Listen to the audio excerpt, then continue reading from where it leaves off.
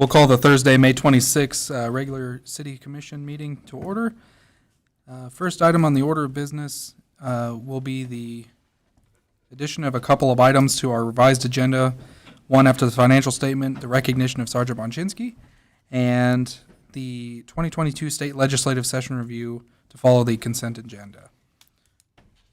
So we will have the consideration of approval of the minutes from the regular meeting held on April 28, 2022. Any questions, comments, or concerns? None for me. None. They will stand as presented. The financial statement. Kim Rupp. Thank you. This is a summary of revenue and expenditure activities for the City of Hayes, month ended April 30, 2022. Revenues in April totaled $2,600,000, an increase of $226,000 when we compare the same period as last year. So notable areas of increased revenue: airport fund government aid increased $20,000 due to CARES funding received. A KMIT 2021 work comp audit increased employee benefits insurance refunds $14,486.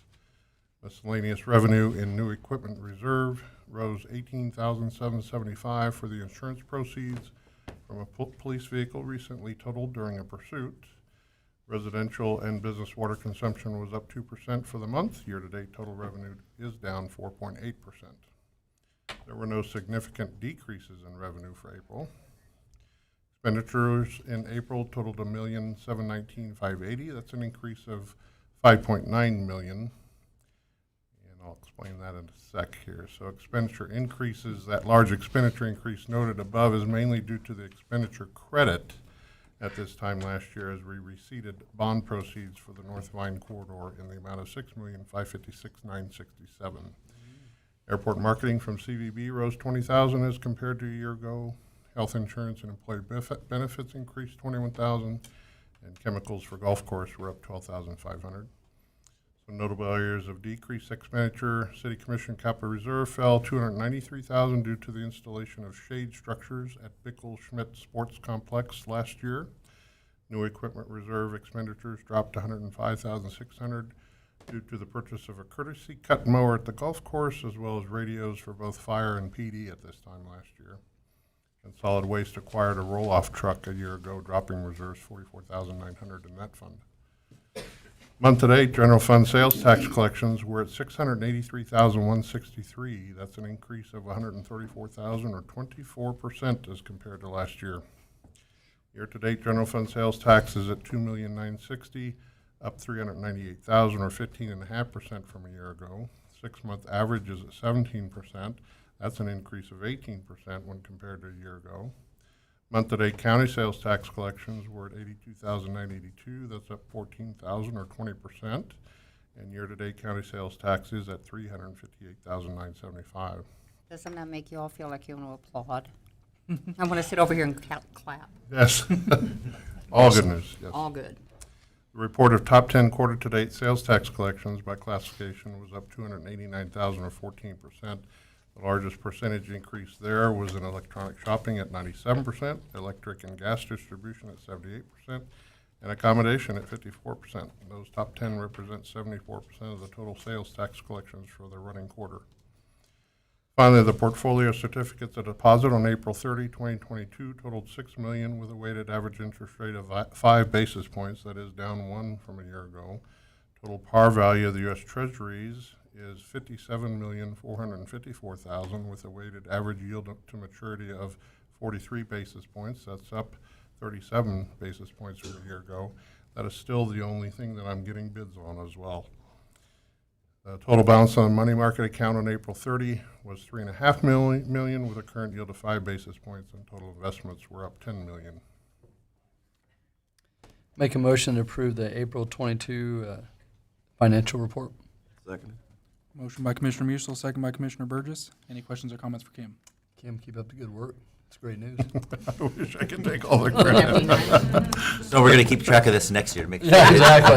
See if we can do that same That's going to be the tough 14% part. trend. Yeah. Your calculator doesn't have like a stuck 0 or something. Not yet. All right.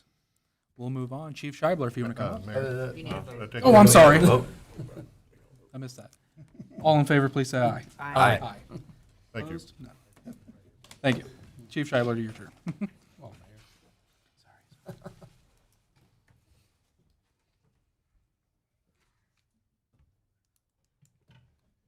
Good evening, Commissioners. Don Scheibler, Chief of Police for the Hayes Police Department. Tonight, we're here to recognize one of the Hayes Police Department's finest officers.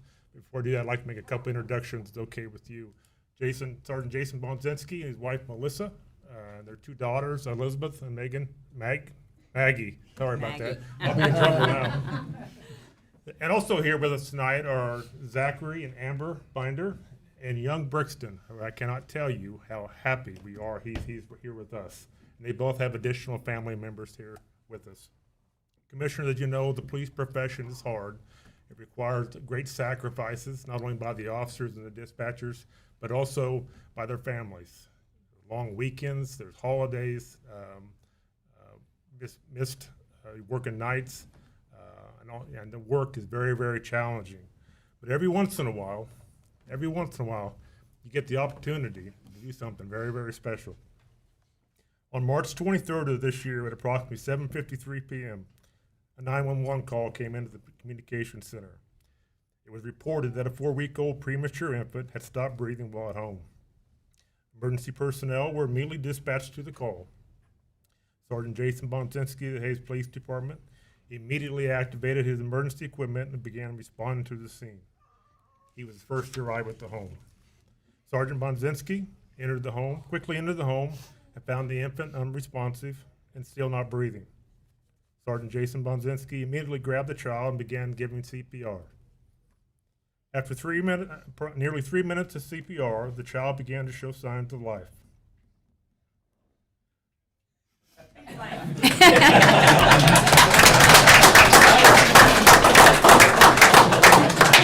couldn't have played that any better. That's awesome.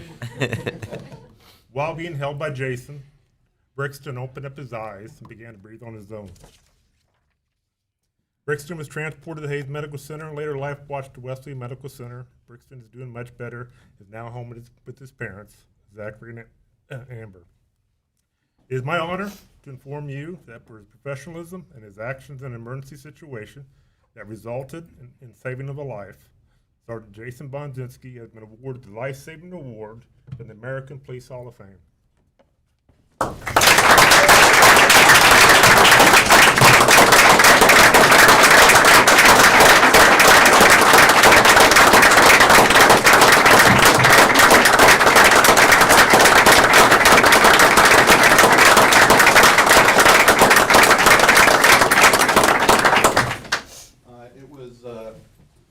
It was just lucky that I was there first. There was 14 other responders. There was the Sheriff's Department, Police Department, the EMS was there, and they were all helping out. I wasn't the only one, so they all deserve this as much as I do. I just happened to get there first, and we all got the job done, and I'm glad he's here. So are we. Thank you very much.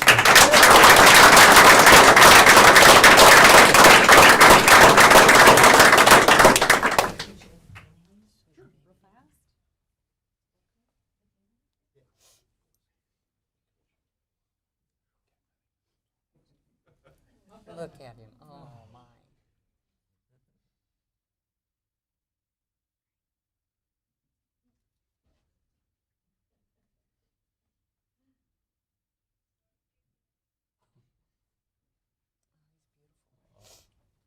Thank you, Jason. Appreciate it.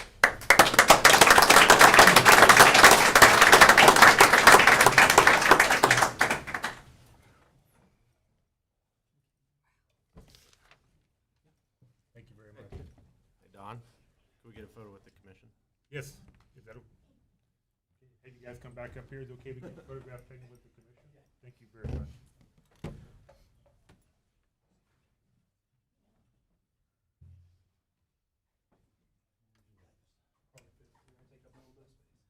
Melissa will organize.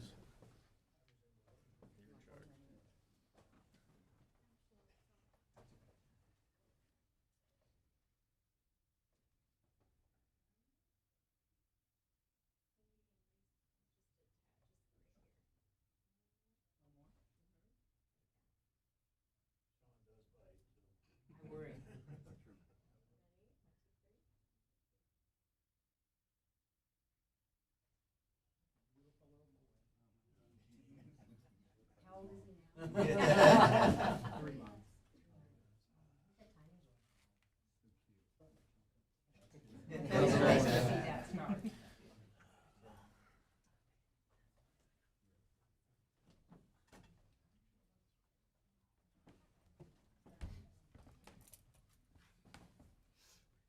it okay when we leave before the audit? I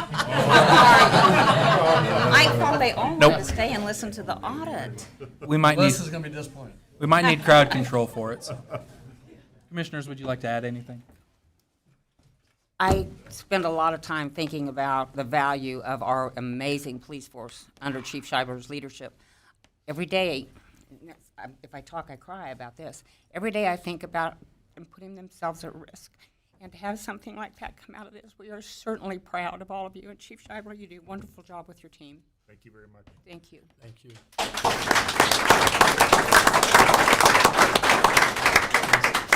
Thank you all. Appreciate it very, very much. Don't get any better than this. It doesn't. This is, Best way to have a meeting. Oh, yeah. Would you like to start them all that way? Yes. Can we just be done? Other than it packs, it takes somebody that a life threat. I know, we don't want to do situation. that. We don't want to do that. Let's not do that. Let's not do that. Yeah. Oh, man, we're all Sandy's fault. All right. Well, next item on the order of business will be citizen comments for non-agenda items. Don't think there's anybody here that. Yeah, absolutely. Go ahead. Craig Pallister with the USD 489 School Board. I just attending the meeting tonight to we're taking every opportunity to thank the citizens of Hayes, USD 489 Boundaries, the City Commission, and everyone that supported our school bond issue. We have had a lot of celebration. Now we're getting to the hard work of designing and starting to work with the bonds of the school to build our facilities, which were much needed. And again, I keep hearing one of the many keys, and probably right up towards the top was the support of the City Commission, and whether it was in a letter, whether it was at a meeting, whether it was just out in the community. And we just wanted to say thank you. And we listened to Dustin Ivey at our last Piper Sandler talk about the financial. Hayes is one of less than 10 communities of the school board and the city working together to support our kids of our community. So thank you. Thank you all for the Thank work you. you did. Thank you. Let's continue working forward. All right. Don't have a consent agenda for this evening. Next up, we'll have the 2022 State Legislative Session Review. Senator Bilger.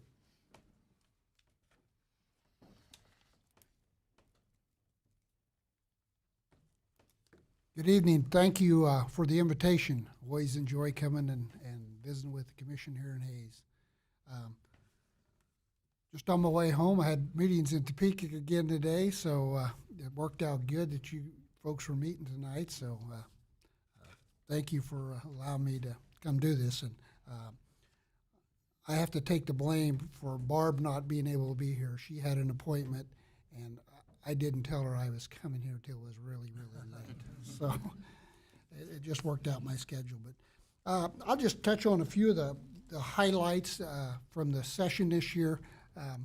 One of the things that I think you've all read and heard about was we had good revenue, so we had quite a little surplus. And I do chair the Senate Ways and Means, and when we met the first day, I said, you know, we need to approach this like we don't have any money. We need to make sure that every dollar is spent wisely and try to work on things such as paying off our debt, paying down some bonding, and so forth. So that's the way our committee approached the fiscal year. And we did a lot of those type things.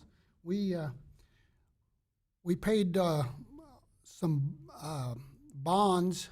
We paid two in particular. One that was a layering payment on capers, which would affect the city. I think you folks are all involved in capers. And we've been working on capers for my last 10 years down there trying to get it to solvency, and we've done a remarkable job in getting that to where it is today. We were able to put another $1 billion into capers this year. And that's not really easy, you know, because a lot of this comes from years and years and years of not funding capers properly. And a few years ago, we had Senate Bill 9, and I think it was like 3 years ago. It was the first time in 25 years that we paid the actual required contribution. And happy to report that we continue to do that every year. And the $1 billion going in takes us from when I started in the legislature, we were in the low 50s, about 54% funded is where we were. And with this $1 billion gets us to just under 85%. So that's a tremendous move in 10 years, 12 years. So real proud of all the fellow senators and representatives that have worked hard to try to get this into a good, stable position. And we also, I mentioned we paid off a layering, and we also paid off a couple bonds. One was with Embath in Manhattan.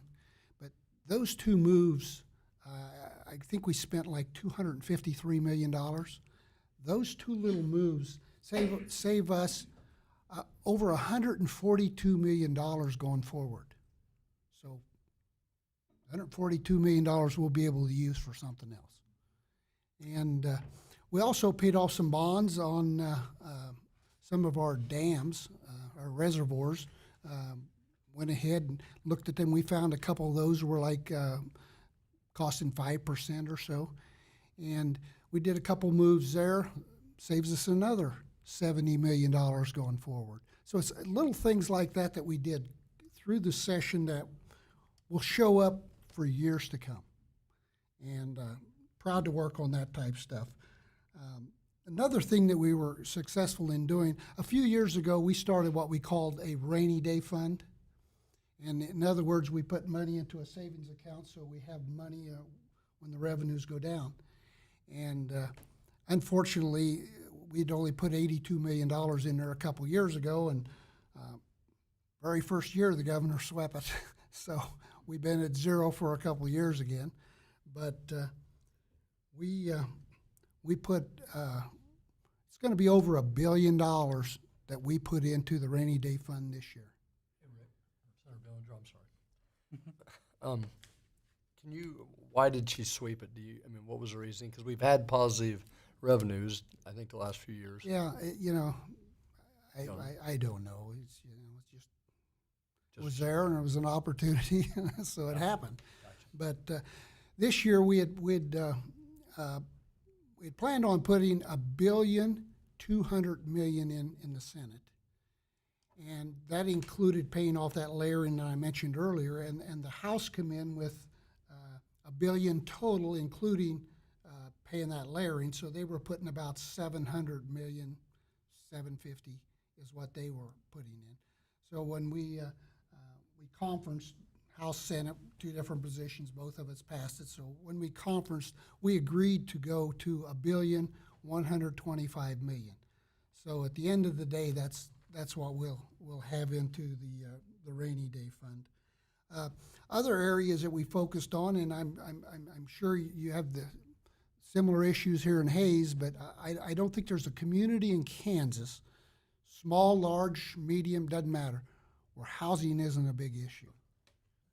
So we did put some funding into some programs on housing, which will benefit Western Kansas in particular.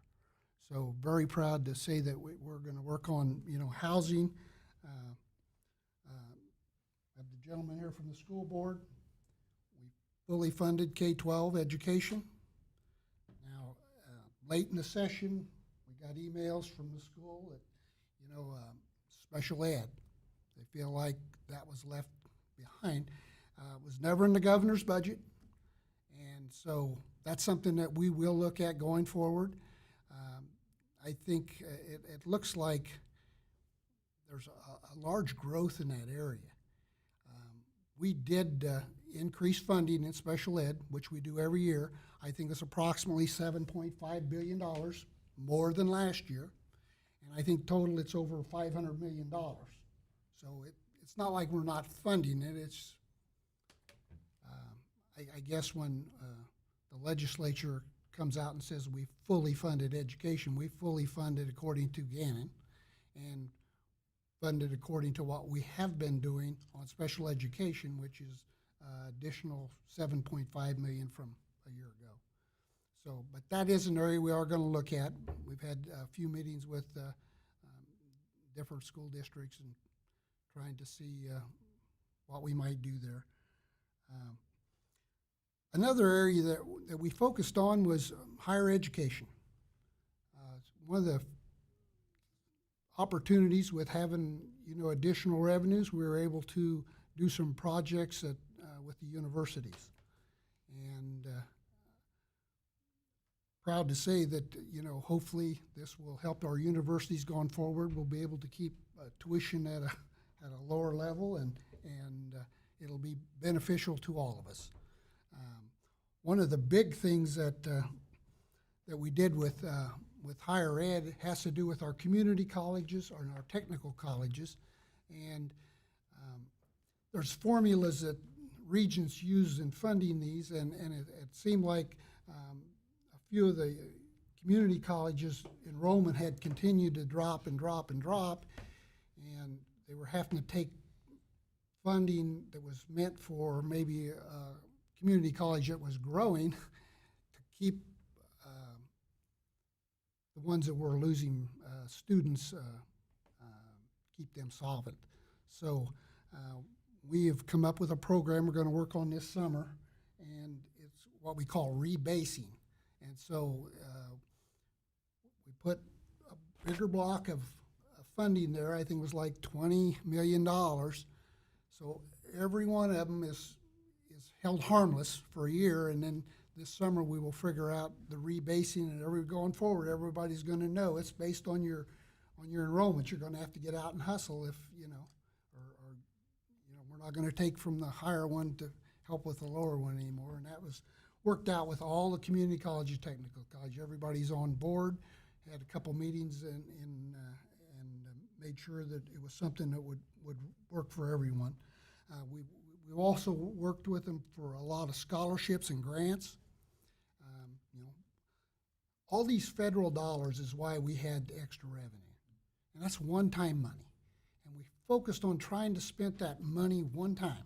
So next year when we get back, we're not trying to find where do we get this $20 million to try to rebase again. It's, it's one-time money, and let's get this fixed and move on. Another big issue with the universities is deferred maintenance. And you've probably not heard anything about this because if you're not directly involved, you probably just don't even know. But across the region system, our deferred maintenance, we're behind $1.2 billion. That's a billion with a B.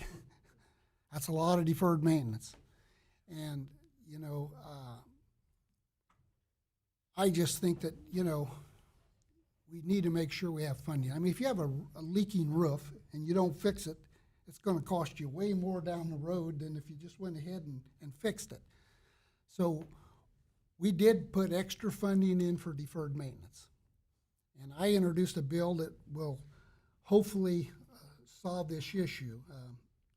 I mentioned Capers, how we worked on that, 12 years ago to get started and get it back on track. I want to try to do the same thing with deferred maintenance. Try to get ahead of this, figure out how we can fund it, and get on a program and do it. So there's a bill that was read in Monday, deals with the deferred maintenance. And basically, we're going to put $300, maybe 350 million. The bill says 300, so I'm gonna use 300. We put 300 million in. We asked universities to match it dollar for dollar. That gets us $600 million, okay? They also get mill funding on the property tax. It's approximately 42 million this year, and so we were setting this up for like a 12-year program, 10 to 12. I haven't figured out exactly where we're at, but it'll be between 10 and 12 years. So if we take that over 12 years, and it goes up every year. I think in 2 years or 3 years, it's over 50 million. So each year it goes up. But if we took that over 10 years at 42, that's 420 million, and with the increases, believe we can take care of the 1.2 over the next 12 years. And if we use one-time money, we use the 300 million, which would be one-time money, and they match it, and then they use their deferred maintenance mill, we've got it solved. And it'll take 12 years. You know, you just can't fix everything overnight. But we want to get started on this. And hopefully this will help keep tuition down again. You know, the more we can do to this one-time money is the way we focused. As you all know, inflation is just crazy. You know, and if you read at 7-8%, I laugh because that isn't even close. Not even close. And I told this story at the legislature. I said, you know, I have a little farm, and I said, last year I paid $400 a ton for fertilizer. And I screamed and hollered because it was too high, and it was. This year it's $1,400. If that's 7%, I'll eat your hat. You know, and that's just one example. I mean, go to the lumber yard. A sheet of wafer board, 7/16 inch. I've seen it as high as $55 a sheet. I was buying that for $7 a sheet a year and a half ago. So inflation it's terrible. It's beyond belief. I mean, and I could go down the list. I could stand here for an hour and tell you things that have increased by multiples. You've all seen it at the gas pump. You know, we don't want to use food and gas, but I'll guarantee you it's bad. It's terrible. So we all feel like, I'm talking my committee, we feel like we've got to be very careful in how we spend our funding because we are going to have a downturn, and we want to be prepared for it. Excuse me. And that's part of the rainy day fund and some of those deals. Other deals that we funded was, you know, some important work that's done across our state for the IDD community, intellectually developmental disabled. They're having a terrible time keeping their help. They testified before our committee. They said, we're losing our help to Chick-fil-A because Chick-fil-A is paying $12 an hour. So we put $1 in last year. Guess what? Chick-fil-A is $16 now, $15 now. I mean, it's right in there. So we did put additional funding there. We've been working on this for years. There again, the governor has line itemed this a couple times. You know, how can we expect people to do this type work for $11 an hour? It's tough work. They're wonderful people with great hearts. That's why they do it. And very appreciative of those folks. Our nursing homes, the nurses that work at the nursing homes and the staff. We tried to put additional funding there. That was line item. This year we got some in. It's an election year, so things are better this year. They really are. We were able to get money to the IDD, money to the nursing homes. We had 4 nursing homes in January close alone. Where do those people go? You know, I mean, unbelievable. I think in the last 2 years we've had over 20. I mean, that's not the kind of news I like to bring you folks, but that's what's going on. You probably didn't read that in the newspaper, but that's the type of stuff that we're trying to shore up. Because I sure don't want a phone call that someone's mother, grandmother, grandpa, whatever, has to find a new place to live. So we've tried to work on that. Another big deal this year was food sales tax. And when we always talk food, it's not really food, it's groceries.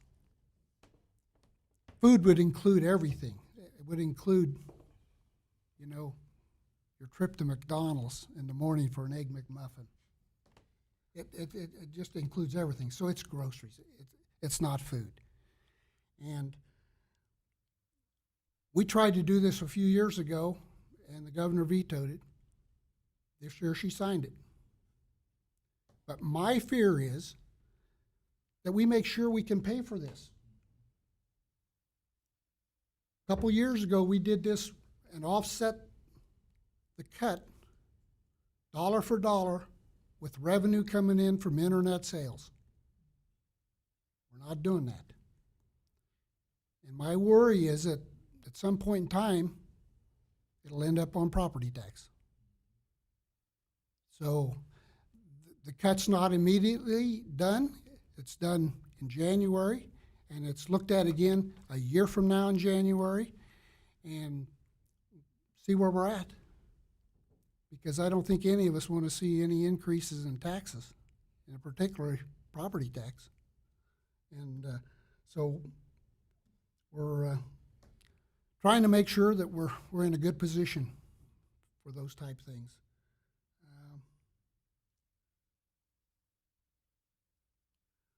Another issue, and I've talked about this last year, probably the year before, mental health. We got a terrible situation with mental health. And when they closed that facility here in Hayes, it was terrible for our folks in the western part of the state. When someone has a young person that needs mental health, and they get to Hayes and they say, sorry, we're closed, you're going to have to go to Wichita. And, oh, they're full, can't take it anymore, Kansas City.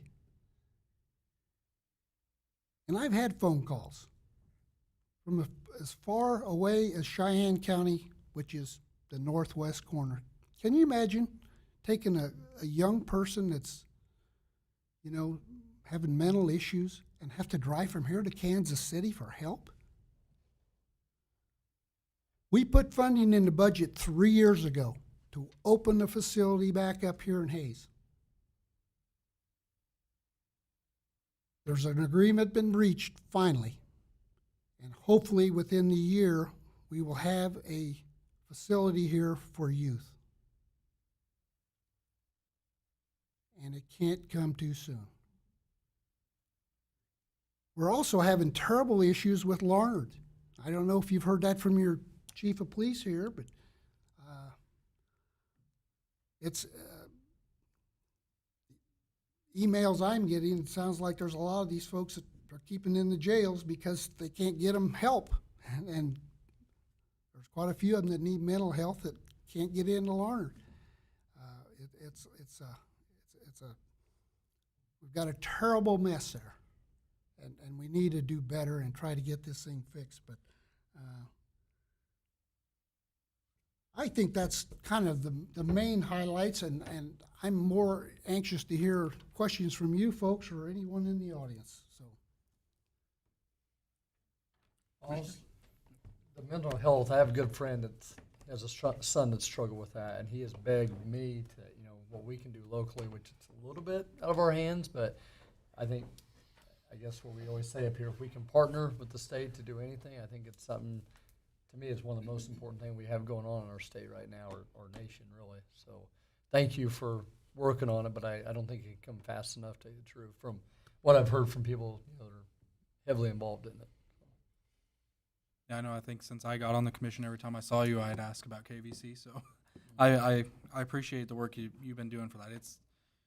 It's needed now more than ever, so we appreciate it. Western Kansas appreciates it. I think there's a lot of good things that I've heard tonight from you, Senator, and that we hear from our representative, really good things going on from a budgetary process. I think one thing that I keep my eye on is spending sustainable funding.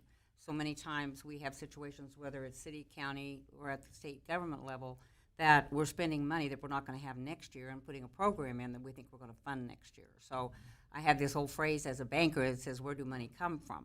So when I heard from our representative that we were doing the food sales tax or grocery sales tax, I think is extremely important. But my first question was, where do money come from? You know, what are we offsetting to be able to do that? And if it's going to be an increase in property tax, those people that are saving on the groceries are going to suffer on the other side. So I appreciate, and I know you're the head of that committee, and I appreciate all the work you're doing, particularly focusing on sustainability. And the deferred income, the deferred maintenance for the universities. We saw here in our local level, in our local schools, that maybe the deferred maintenance could have been better than it was. I think it wasn't done the way it was supposed to be done over the numbers of years. I think being able to handle that at this point at the university level is really important. So I, for one, really appreciate your attention to all those things. Thank you. Well, I think a lot of different things. I appreciate you coming here and the work that you guys have been doing. On the one hand, it is nice to be able to do positive things because there's money to do positive things. One of the things I would like to stress, hopefully, that the legislature never lets us go back to a tax situation that we were in previous administrations that got us to the point where we had no money to spend and things didn't go into rainy day funds or into deferred payments or into capers or into anything. I think we're here for a reason, and now we're playing catch up, and we can't go back in another direction no matter what happens in future elections. I know with the special ed funding, it's nice to have that, but I know that part of our issues with that is that the state's been funding special ed at like 74% of what they were required to spend, and we're covering that up by using federal dollars instead of actually getting the funding to where it needs to be. So I appreciate that you're looking into it, but it needs to happen. I am a part of deferred maintenance issues because I have a museum on campus that has had to replace windows because we had rain. We have black mold that got into the building because there was no maintenance funding to replace windows or to work on roof repairs. It's a very serious issue, and it needs to be covered. I'm glad to see something's being done. I don't know if everything that needs to be done can be done. Wait for 12 years before it's done, to be brutally honest. So I appreciate that it's being looked into, but it needs to be done. And while there's funding to do it.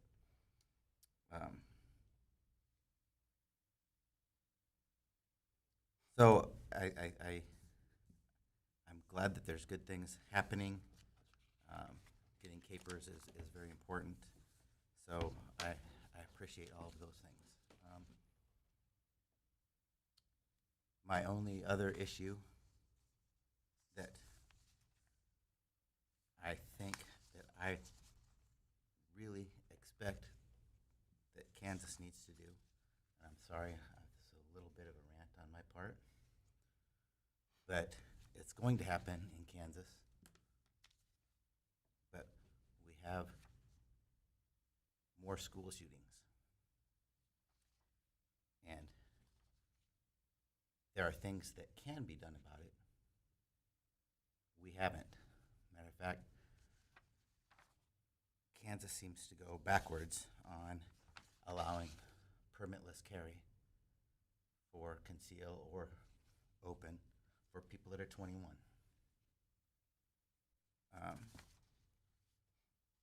There's no universal background checks. There's no assault weapon restriction. And one of the things that we find is that in school shootings, all of the kids are 18 or under over the last 16 mass shootings. We know that from brain development studies that the prefrontal cortex doesn't develop fully till the late 20s. Brain isn't fully developed till you're from 30 to 40. And the maturity level to not have impulsive actions, you don't get to till your late 20s. And 77% of mass shootings happen with guns that were bought legally. It's not an influx of illegal guns.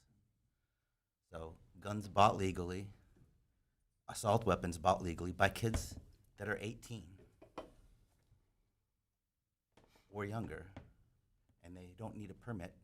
You need a permit if you're 18. You don't need a permit if you're 21. Leads to, these are things that, I'm not worried about root causes. These are the objective things that can be done that solve, not totally solve, but help solve issues. I think it's really instructive to know that per 100,000 people, the United States has 10 gun violence deaths per 100,000 people. Canada's 2.1, Australia's 1, France is 2, Germany's 1. You look at Central America, El Salvador is 40, Venezuela's 39, Guatemala's 32, Colombia's 26. So we're 10 times the average of other developed countries, 3 times less than Central American countries. But if you look at Mississippi, Louisiana, and Wyoming, it's 26 to 28. It's Central America. Montana, Oklahoma, Missouri, Arkansas, Kentucky, they're 20 to 25 per thousand. Kansas is 10 to 15. We're closer to Central America than we are to Canada as far as gun violence deaths. And I like guns. I've gone hunting. My dad goes hunting. It's not about taking people's guns away. That's not the issue. But making there have to be some waiting periods. There's universal back. There's things that can be done, not taking guns away. I don't think there's anybody that wants to do that. But there are things that can be done that are not the direction of making it permitless and letting kids that are 18 to 21 carry guns or be able to buy assault weapons. Nobody should have an assault weapon until their prefrontal cortex is old enough and mature enough to not be impulsive and make silly decisions. And again, there's lots of people that I know that have AR-15s that I trust with my life. But unfortunately, we need to sometimes be able to sacrifice what our wants and needs are for the greater good so that parents and kids don't have to continue doing what happens if a mass shooter comes in and doing drills and then end up getting killed. So I expect that we do better. And so that's one of the things that I would put to you, that I expect that my representative, our representatives can do better. I appreciate your time. Well said.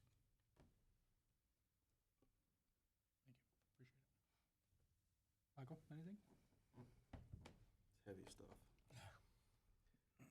Probably the only point I would make, I'm gonna switch gears off that. I can't add to that. I think special education absolutely should be funded fully.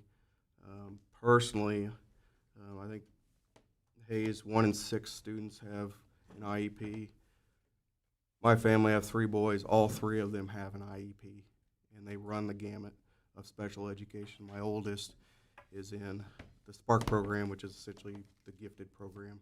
So he has an IEP for an elevated level of education to do some things. My middle son has an IEP for speech, so he gets speech therapy about once a week to help him along, this and that and these kind of things. And then my youngest has Down, so he's more of the traditional, he's in the STAR program, what traditionally people think of when it comes to special education. He's going to need help throughout his life. But all 3 of them have some form of special education. And as you know, with your help with the IDD community, helping them along the way early on in their childhood and getting them the help they need and letting them learn at the pace that they need to. So that way, when they become adults and they become a part of our community, they're not as far behind as they would be by ignoring them through elementary. My two extremes, my middle son, I use him probably as the best example because he does have kind of a speech thing. We didn't notice it as parents. As parents, you kind of know what your kids are saying regardless. The special education teacher came in, was helping our youngest son. He got on it early. And he happened to be there one day, and she kind of said, he kind of talks funny. Maybe we should just look into that a little bit. So their gift as teachers in that IEP community to be able to recognize and help is just tremendous, and that's where the funding comes. So that way they can catch those things. Because otherwise, I think about him, as I kind of lean into what he was kind of good. If my youngest son stumbled through several years having a speech impediment, does bullying become a factor in his life where he can't say things or get frustrated? And so by catching it early, I think he'll be probably by next year or the year after, he probably won't have speech. But that's kind of the idea of funding this special education, is so that way the kids can get the help they need early, often, as much as they need. So that way, again, once they become adults, those issues have been addressed, and then they can become a part of our community. So that's tremendously important to me personally, but also just knowing in the community what it can do longer term by funding it and funding it appropriately. So that'd be my only soapbox. If I can add to that, I'm married to a special ed teacher that's very passionate, taught middle school for 18 years. Now she teaches at the college, teachers going into it. And I'm not talking financially for the teachers, but just fund special education so they can do what they can for students like that. They are our future, no matter what their disability. And we just, to me, it should not be a financial thing. We just got to figure it out. There's so many things that we spend money on that we could find a way to, and I know you're doing your best, and I just hope you guys will continue, and I very much appreciate it, because being married to a special ed teacher, you know how much passion, and at one time, I don't know this for a fact, the guy behind you probably would know more, it's one of the fastest burnout jobs in our country, because it's not for the weak, and when they're having a hard time having the finances to do what they need for these kids, it's tough, and so please continue your work on that. It's very much appreciated, not only for my family, just for our community. Very much appreciated. Senator, only thing I have to add is a few weeks ago I got the opportunity with a few of my other commissioners to meet with our federal delegation in D.C. in their offices. And one of the topics that I brought up was childcare. I'd love to pick your brain sometime about some things we had talked about. I'll get my thoughts in order before I talk to you. But that's really all I had. I think we all a lot of heavy stuff that we're all talking about, and we appreciate everything that you're doing up there in the Capitol, and being able to come out here and listen to us and work with those ideas is what makes it work. So we greatly appreciate you coming here and talking to us. Well, thank you, and all of you. Thank you for your input. That's why I do these. I want to get input from folks and see what's on everyone's mind, and we can do better in all areas. I think we did put some extra funding for childcare. We're trying to work on that side of it also, and something that I failed to mention was salaries across the board at the state level, and trying to keep our good people, because we've lost some really good folks at the state level, and Chief will appreciate this. Our highway patrolmen in particular, and in the Wichita area, they're quitting the highway patrol and going to work for the city of Wichita. So because they can do the same work and they're paying better. So it's kind of a never-ending battle that we continue to try to do things better and try to improve things so we can keep our good staff. But I failed to mention that earlier, so I thought I'd go ahead and mention that. But Thank you again. I do appreciate the Senator, opportunity. if I could add just one little tiny thing, just for your own to carry with you when you leave. We're doing a lot of work on daycare here in Hayes right now, and we have a great group of people. I think there's 35 people on a committee working on it. But a piece of data that came out of that was unbelievable to me. You know, it's a vicious circle: workforce, daycare, the whole process. But we had 151 people out of 800 that took a survey that said they would go back into the workforce if they could find daycare for their children. So I think that stuck with me, that if we just, one little piece, we'd have 151 people ready to go to work, and our retailers and et cetera wouldn't be suffering with staffing. You know, and Hayes is a large community, so I can just imagine, you know, and I toured a building yesterday that's going to be a daycare center that they're building these and moving them to different cities, small towns, and trying to figure this daycare deal out, because it is. It's like you said, it's keeping quite a few folks out of the workforce. No, we appreciate you, sir. Thank you, Senator. Thank you again. I do appreciate it. Thank you, Senator. All right. The 2021 audit. Tonight, we have Melissa Romy and Lene Benishek with Adams Brown to report on our audit. We had a clean audit, no findings. We're very happy about that. I do want to take a moment and thank Finance, City Clerk staff, Accounting Specialist Lori Hurdle, City Clerk Brenda Kitchen, Deputy City Clerk Jamie Bright, Accounts Payable Clerk Shanna Coster, and Account Clerk Brenda Deckent. They dot the i's, cross the t's, make sure every penny's counted and there, and that's how this report comes to be every year, so we appreciate their work. And Melissa has a few things to talk about with us. Well, good evening. As Kim has mentioned, you did have a clean audit report. There is a loose leaf letter that comes out within the audit report. That's what we call our governance letter and our management letter.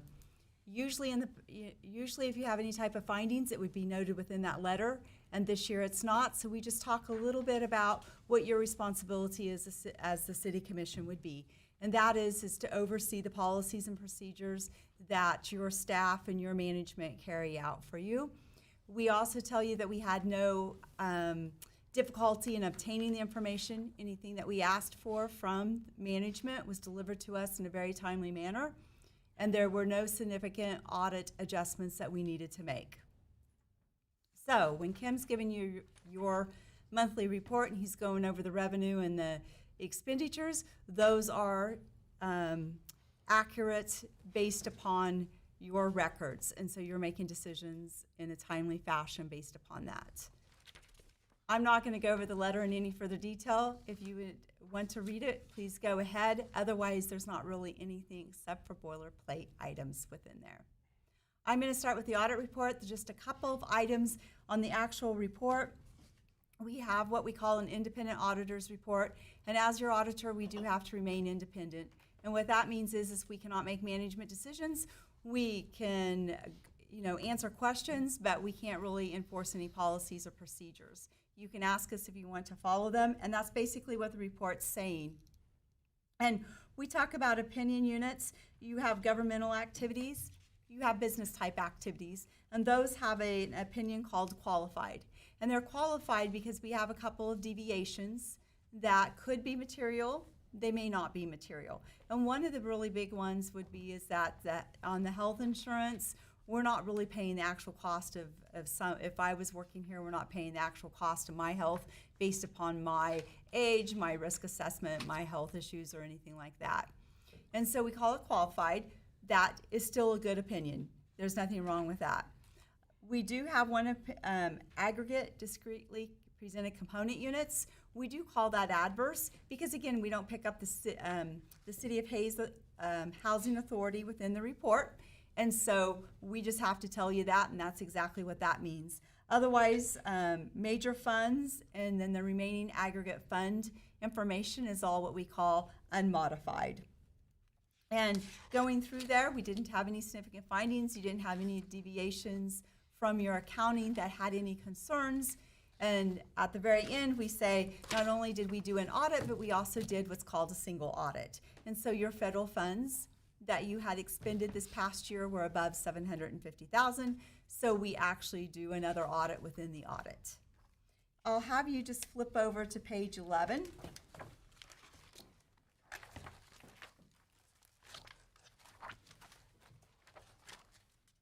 The city does their financial statements on generally accepted accounting principles, and that means that you pick up all your assets and all of your liabilities, and this is the fund or the statement that they're all reported in.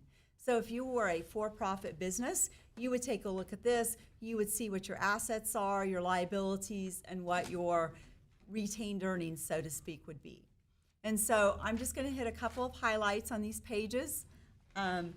The first one I'm going to take a look at is going to be the third column from the right-hand side of the page. That's the 2021 column, and just go through a couple of items. You will notice that cash went up from 53 million to 66, and that is because in your business type activities, you had additional sales tax and some revenue that you had collected for 2.3 million. And the other one is that the capital projects were funded this year, and so in the past we had used cash within a fund, and so we took out bond to pay that back, and so you have bond proceeds of 6.7 million. You also had some grants of 1.5 million that came in, federal and state funding, also additional sales tax revenue, as Kim has been reporting each month. Does that look? Cash went up at the end of the year, but again, that cash is designated for future expenditures. And as we flip through the next few pages, you'll see exactly where it's going to be where it will be used at. The rest of the page just shows you if you have some capital assets that are not depreciated. So the city's assets are at $95,988,000. We have some construction in process, meaning that we have some projects ongoing that are not completed yet. And so that's $11,289,000. We have some capital assets net of depreciation, and those were at $59,425,315. If there's no questions on that page, I'm gonna have you flip over to page 12.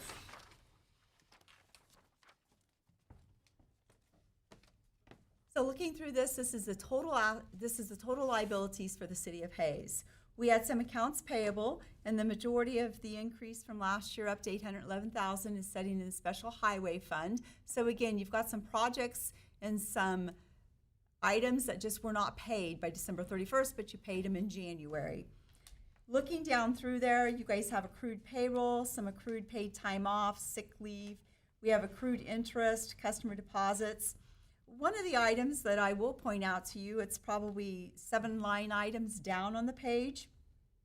You'll see something called net pension liability.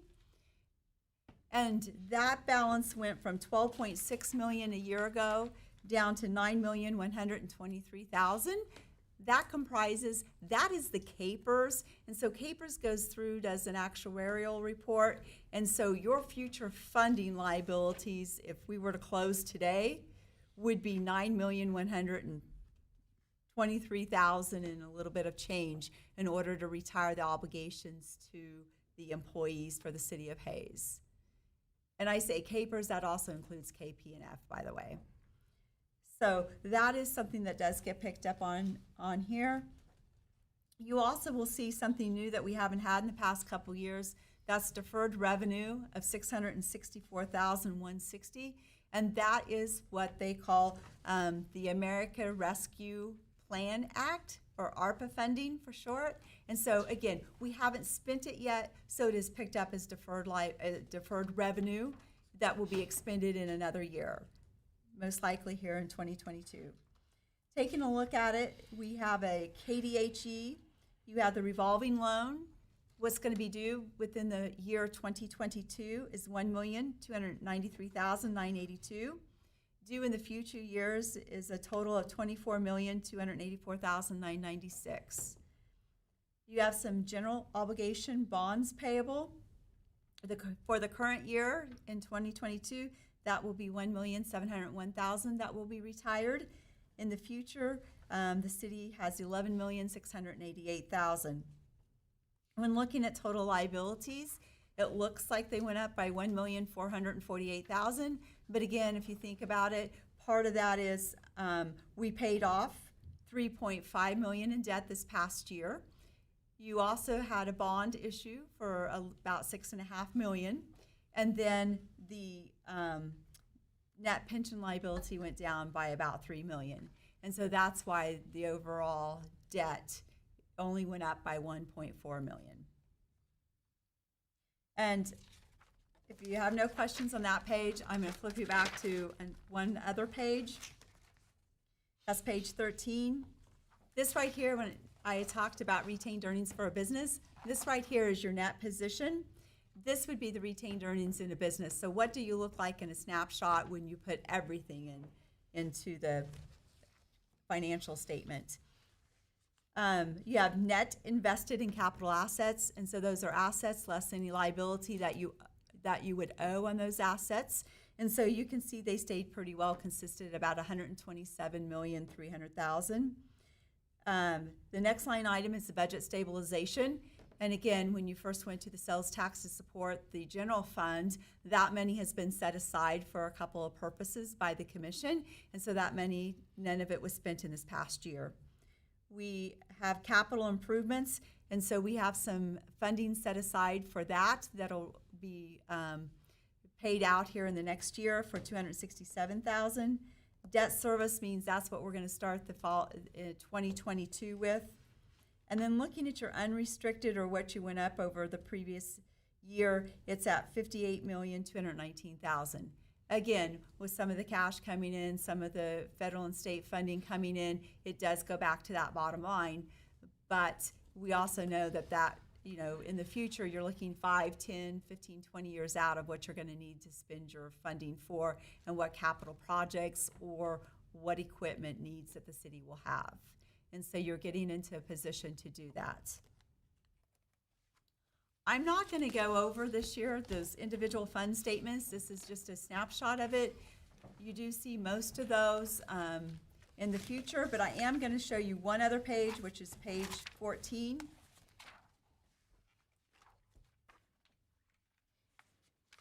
This right here is what we call statement of net assets. And this is a little different than probably any other financial statement you will take a look at.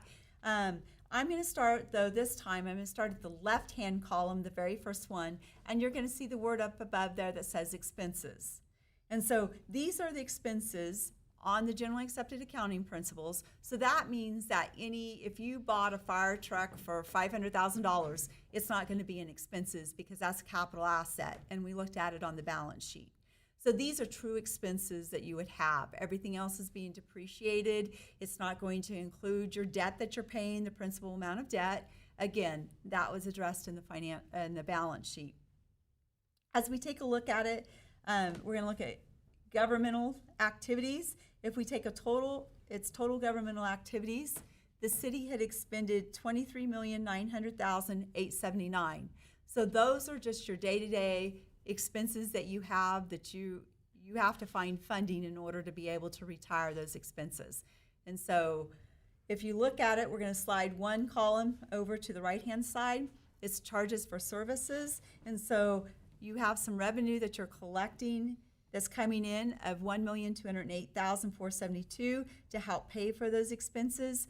We have some operating grants that I had mentioned earlier, federal and state funding of $2,432,251. We have some capital grants contributions, a little bit different terminology. They are at $2,349,144. So when you take that revenue added into that $23 million in expenses, then the city needs to come up then with additional revenue to retire those expenses of $17,911,012. And I'll get to how we're going to do that and just how you did that in just a moment. We're going to do the same thing. You have business type activities. And so as you look at those, your total business type activities, your total expenses were $9,118,000. If we slide over, this past year we had some charges for services that were $11,623,238. That's important because that for the first time in a long time has actually exceeded your normal operating expenses. And for that, so you actually, if you slide over to the 2021 column and take a look at it at the bottom, you actually would have a positive, or your revenue exceeded your expenses by $2,504,934. While that looks impressive, I did indicate that you are actually on the generally accepted accounting principles. A year ago, on the depreciation schedule, we took off the wastewater treatment facility. And so, unfortunately, the numbers that you were looking at 2020, if you will remember, actually had a $4,765,000 loss by taking those assets off. And so that's why it looks a little different this year. So I didn't want you to think you made, that's why you're going to see the change with that, okay? Now we're going to look at the third column from the right-hand side. We're going to go down through it. As I indicated, your total primary government still needed revenue of $15,406,000. And so how is that? Property taxes. Property taxes stayed pretty consistent over the previous year at $6.4 million. Sales tax, I've alluded to that again up above. You did collect an additional $2.2 million in sales tax, but when you did the collection, we have some other things that came into play, some additional sales tax that would come through in that area. So you're at $13.3 million. You do collect some franchise fees, motor fuel taxes, alcohol, liquor tax, transient guest tax. You've got some unrestricted income, some miscellaneous income, and some reimbursements. And again, that has to do with the federal funding that's coming back through the financial statements. And so at the end of the day, total general revenues and transfers in are at $27,873,000. And so you have a change in net position then, or net income, if you will, for the overall government at $12,467,000 this past year. We did have a prior period adjustment. We had not properly depreciated the wastewater facility, and so we went ahead, we put that in this year at $636,000. Your numbers in 2020 reflect that, and so this is how we went to show that additional depreciation. Are there any questions?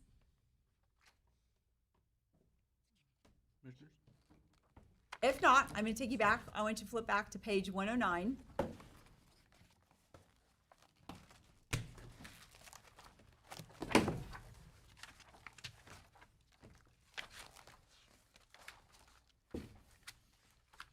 I know it's almost the last few pages, by the way.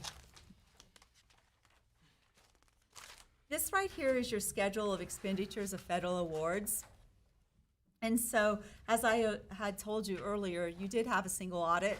The federal government also calls it a uniform grant audit. The city was actually able to expend $2,043,019 this past year. And so some of it that came in was really from the CARES Act funding, and so you had expended $418,388 this past year.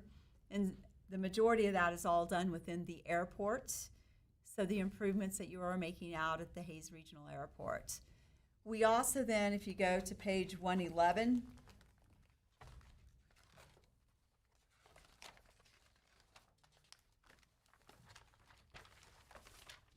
you also have a passenger facility charge in order to help fund the airport, so it's not just done by property tax or revenue.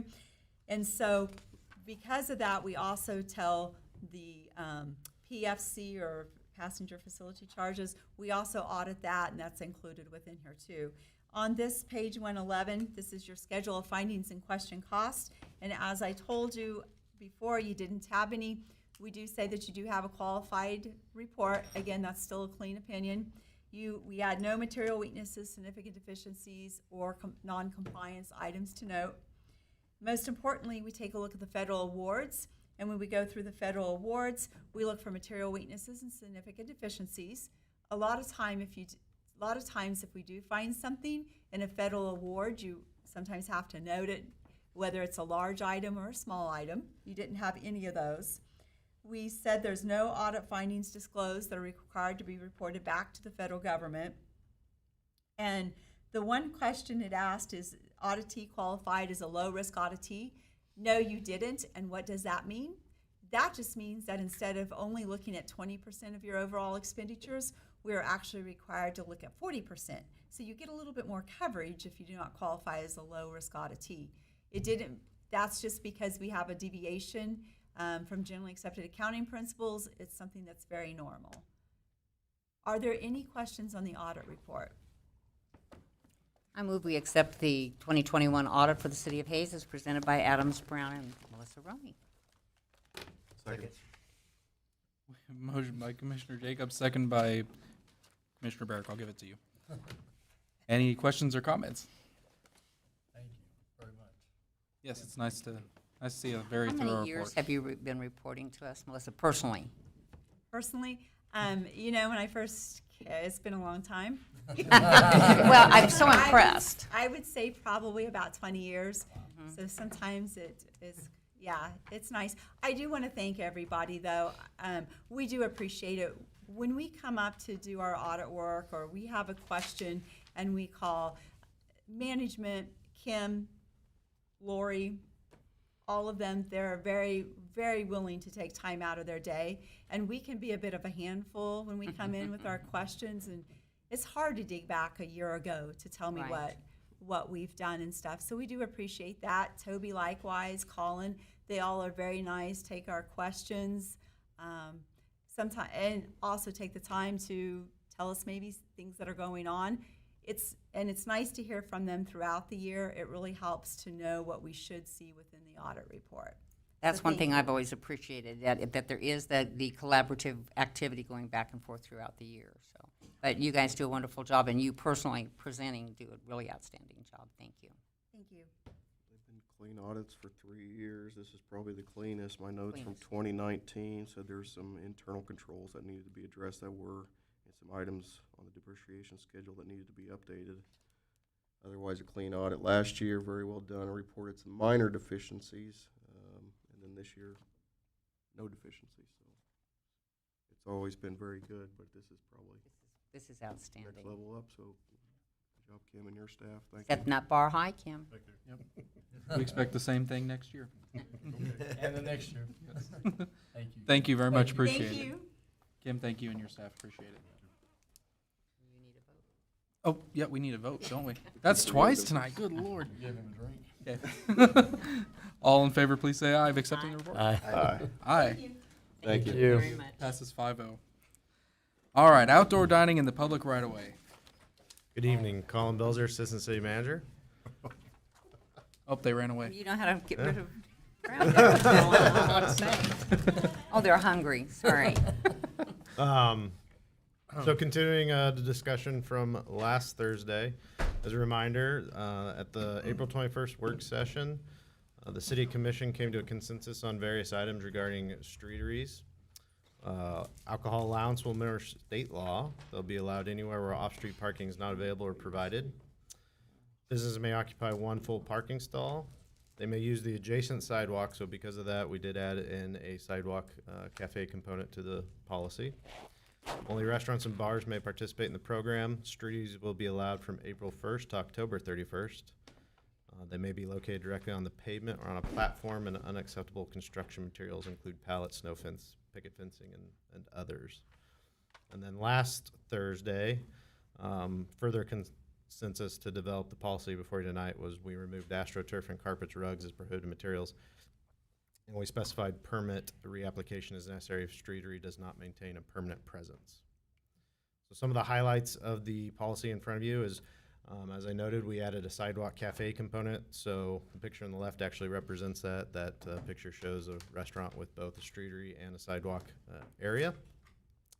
We define the location boundaries of a program, define the seasons of service, when these would be allowed, the type of construction material, restrictions. ADA access must be maintained at all times. Alcohol will, of course, mirror state law. Outdoor heating elements are allowed, but no cords or other cables can hinder ADA access and the movement on the sidewalk. Furniture must be built and intended for outdoor use, and then insurance requirements. So real quick, the sidewalk cafe highlights it is year-round, or being proposed to be year-round, only located where restaurants, bars abut a public sidewalk and cannot offer outdoor dining on private property. And then permanent or attached structural barriers are not allowed unless authorized. And so just kind of as a reminder, in some areas of town, the sidewalk is narrow. And so by doing a sidewalk cafe and maintaining ABC regulations with 3D obstacles, there was decision to make those more movable, not as permanent, because as you can see in that image, you would be blocking one side of the car from opening the door. So to have those easily removable is what was decided. For Strudery highlights, April 1st to October 31st would be their allowed season, and they're allowed where off-street parking is not available or where access is does not exist. One full parking stall may be used. As I mentioned, can be constructed on pavement or platform, must provide ADA access, and stormwater must be able to flow without obstruction. As I mentioned, we took away the AstroTurf or carpet barriers. Barrier walls must be minimum of 3 feet measured from the sidewalk grade, and we encourage planters and decorative elements to be built into that. I know it was discussed back in April about the ropes or chains in there. We did feel for cost effectiveness, and there was some, it seemed to be consensus about like the picture on the left about how they used a lot of planters, that we did say as long as they're 24 inches or less that you could have a rope or chain that would be between the planters. So the permit process, if you are not serving C&B or alcohol, is you would apply for a city permit at the city, which would require site and construction plans to be submitted, provide the city with proof of insurance, and then a dining permit would be issued. If you do have C&B, you would do the same thing, except the site and construction plan submitted would have to comply with ABC 3D obstacles and boundaries. And then by state law, C&Bs may be served from 6 a.m. to midnight. With alcohol, essentially the same thing with one extra step. And that extra step is the business would have to apply to the ABC for their temporary extension of premise. And then liquor may be served from 6 a.m. to 2 a.m. or if you have that. So your options are to approve the policy presented. Do not approve the policy presented, direct staff otherwise. And the action requested is on the screen. Any comments, commissioners? I do have comments, but to actually comment, I think what I'm going to go ahead is move we approve this to get us into discussion. That's the only reason I'm moving to approve it. If we can get a second and get us into discussion, and I have some comments. Is that a motion then? Yes, sorry. Okay. Okay, we have a motion and a second. Colin, you've done a great job on this, and I know you put a tremendous amount of work. But as I talked about last week in the meeting, I really, other than the gentleman that came forward, I haven't talked to anybody in the community that really has any interest in the Struderies. I even reached out this time. I had no one come to me and talk about it in advance. So I would like us to consider taking the Strudery portion out of the policy, set it aside as it's written today, go ahead and approve the policy without that piece in it, and then should anybody ever want to get into that, we've got a piece that they could come in and ask for the policy to be amended and it can be brought to discussion. But I just don't think we need to have the piece in it at this point. I think the rest of the policy is outstanding. I think the ordinance is something that I will support wholly, but I don't know what the rest of the commissioners feel about that. So your recommendation would be for the outdoor dining on the sidewalk, but not for the taking up of the parking Correct. space? Correct. So that's two different ordinances, correct? Correct. Right. No, Well, no, so we're doing the policy right now. policy Okay. versus And in ordinance. anticipation, we have a draft of that policy that only refers to the sidewalk cafe. The ordinance would be for the serving alcohol on public property. The ordinance that's drafted, which is your next item if you move this forward, refers to that has to be compliant with the policy. So if you approve a policy that doesn't have a Strudery component in it, you don't need to worry about it. It's the ordinance for drinking will only refer to sidewalk cafes if that's what you choose to approve as a policy. And that's what I'm recommending, and I don't know the protocol. I mean, I think through, I would need to amend my motion, and unless there's other discussion, I'm gonna move forward to amend my motion, but if anybody wants to have any further conversation. My only discussion, I tend to agree with you, what you said last week, I think when we were in work session. That was kind of my general thought is when we kind of brought this, when we brought this forward, I really did think we would hear more from some of the restaurants downtown that would say, hey, I'm, kind of looking forward to that. Maybe we'll do something, or hear the other way that no, not to do it at all. And frankly, it's been silence to me too. I haven't heard from anybody that.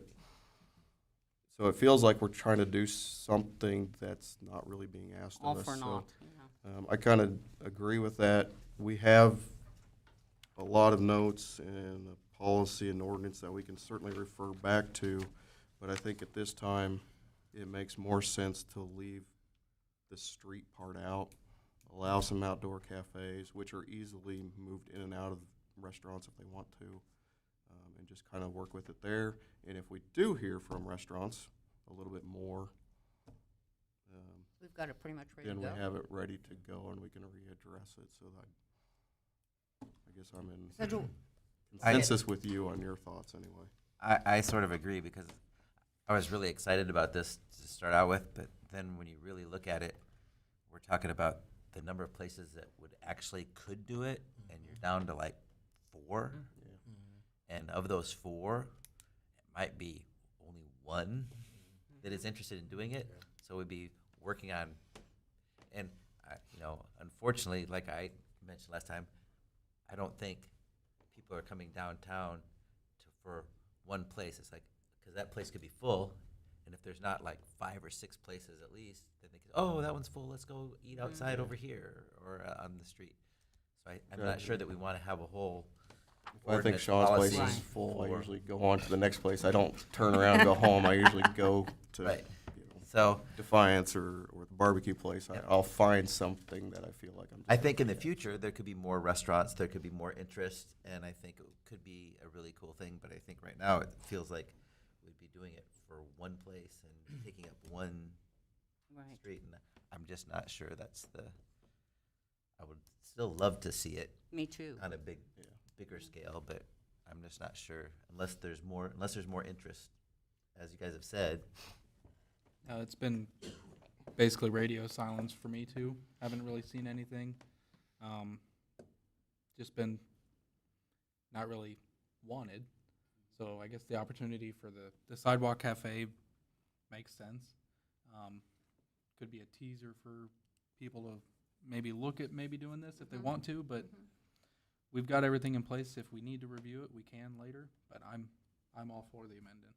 Well, I appreciated Commissioner Musil because I went down just trying to figure out what we're dealing with. And I found out I could have what I want without having it in the street because there's actually room, like at this particular business, Paisley Pear, for there to be outside dining against both sides, whatever the owner would choose, and still have ADA compliance in terms of, and never get into the street or worry about it. So it sounds like we all agree. Commissioner Musil, we haven't heard from you. So, you had talked to me earlier in the week. We kind of went through this a little bit, and believe it or not, I do agree with you on this. Even though, What's that mean?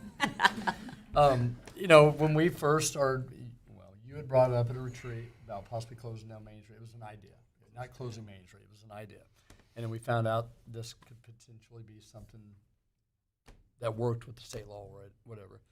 But, and I agree with you. I had reached out to one of these guys, one of the owners out here, him and one other, when we first started talking about this. And at that time, both of them said, unless it penciled out, they probably wouldn't do it.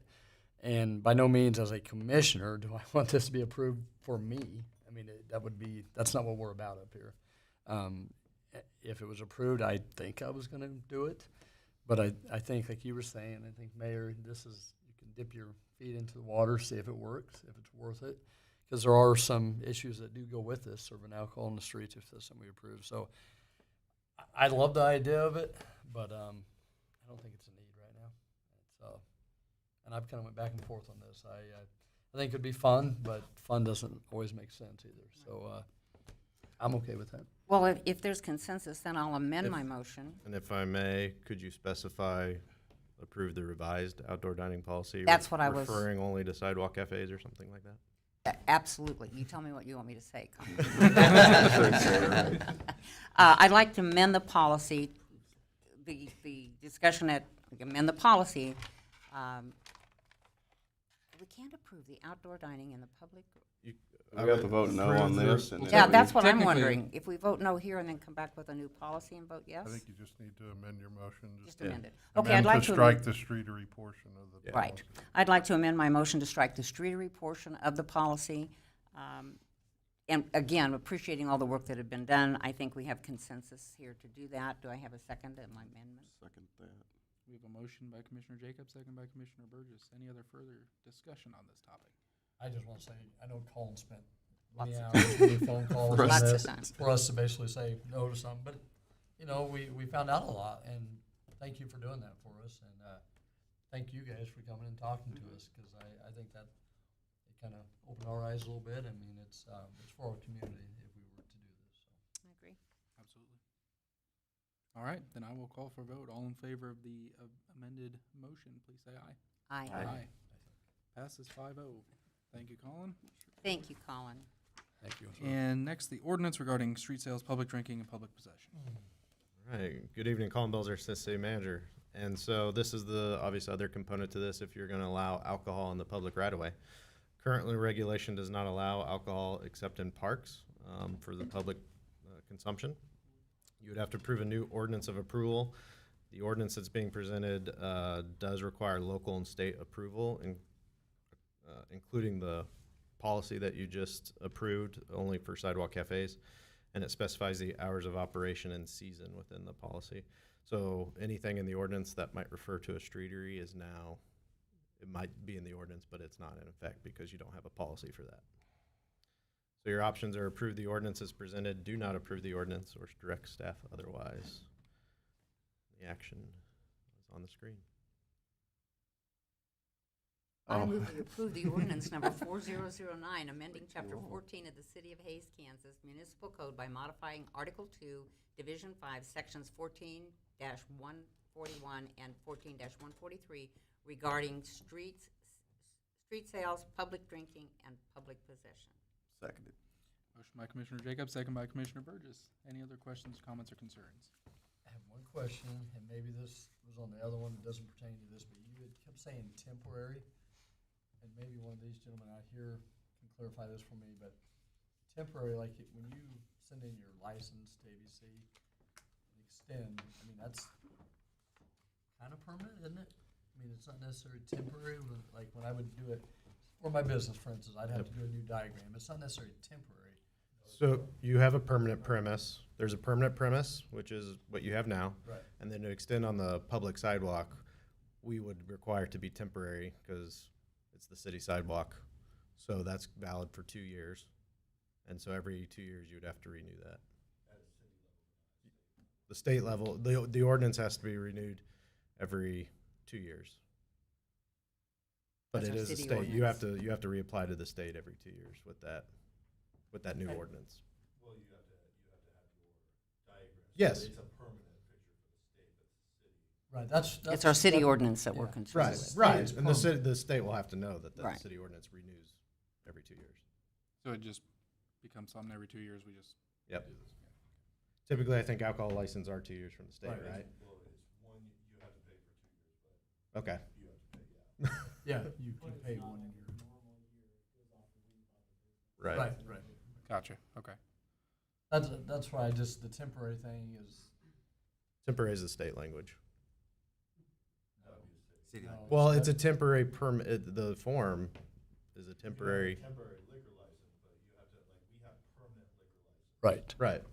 This is a temporary extension into the, I'd have to look in the packet, it's in the form that the state calls it is temporary. If we're going to have participation of Yeah. the two gentlemen, we Yeah, probably definitely. need to have you identify.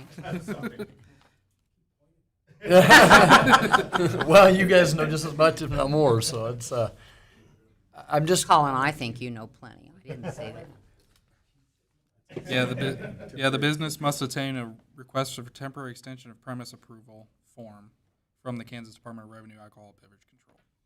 So there is a form that So- the state has. So that's ABC called- has a temporary extension of premise approval form that they have. Nothing to do with our ordinance. No, I mean, The only thing it has to do with your ordinance is the city, the governing body has to allow this to happen Okay. by an ordinance, and you have to approve that every 2 years as a city. would the businesses have to reapply for the CMB license? CMB license is handled by the city. Right, but I mean, would they have to reapply for their current one to extend it? Every year. To get Or it. just when they do it every year? No, not on, only if the outdoor dining permit would go away. So this thing has nothing to do with CMBs. Okay. Make sure I'm understanding you. So if I was a business and I was only going to offer CMBs, I come to the city, would get my CMB license, which the state does have gets a payment for that and all that, I understand. But then you want an outdoor dining permit that would be issued by the city. It would obviously have the provision that you can have the CMB on the outside sidewalk, and that's year round. Gotcha. So as long as you stay current on the CMB with the city, you could be out there. Okay. Any other Sense? questions or comments? I'm not sure if I have a question or not. So, if the Strand next to the Paisley Pier wanted, what do they have to do? The same thing to have drinking on their sidewalks, just the same thing, right? They've submitted a paper to the state. Yeah. Yep. Everything's, okay, Yep. I got it, thank Yep. you. And the Fox. Yep. Feeling a little dense here. If you're going to have alcohol, you have to submit this form to the state. So, before we approve this, Yeah. this is anywhere, this is not just downtown, though, this is throughout the community. If somebody's wanting to do it on their sidewalk, As long as it meets the geographic requirements in the policy, which was it has to abut a public sidewalk and Yep. outside, yeah. gotcha, okay. I have, I think, two questions, and one of them I probably should have asked on the last one.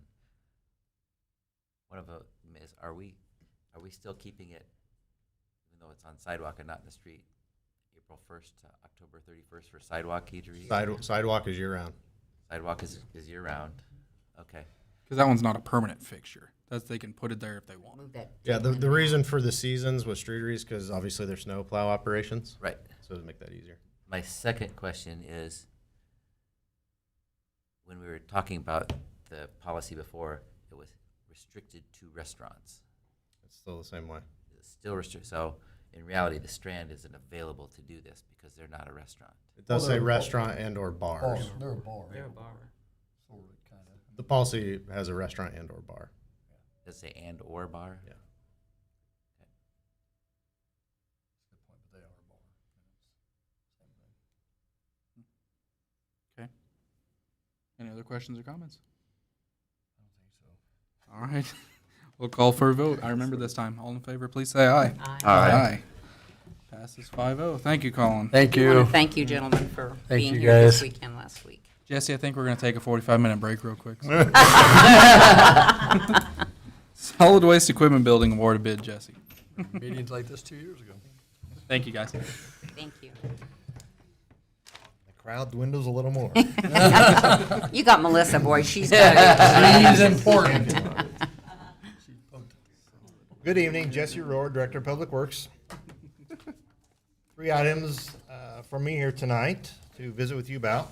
The first being the request for an award bid for a new, or calling our solid waste division, equipment building. So a little bit of background first. Out there at the recycling facility where this building would be located, we do house trucks and equipment necessary for daily operations, daily collection and processing of recycling. The building, the current building, which was constructed in the year 2000, was originally constructed to house the 3 trucks, which we had in the fleet at that time in solid waste, along with the various equipment in the building itself. We now have 6 trucks, and we, for obvious reasons, have a desire to keep all the trucks inside if possible. The recycling facility, for those that might not know, is located on 55th Street, near the landfill, just on the south side of 55th. And here's a closer view of the proposed location for the new building. You can see the existing building there, kind of in the center of the picture, and then the red box will be the proposed location of the 40 by 92 proposed building. Here's kind of a concept picture of the building. It would have 4 overhead doors, 1 walk-in door, would be built with insulated walls and ceiling. While we don't intend to heat the building at this time, we want to be able to do that in the future if ever necessary. We'll have a concrete slab put in with the building and a concrete apron on the south side in front of the overhead doors. We'll also be adding electrical in the building. It'll be minimal. That's necessary to operate the building, lights, plugs, overhead door openers. We did open bids, and we received 3 qualified bids. As you can see on the screen, the bid from Qualified Structures LLC, or QSI, they were the low bid at $155,280.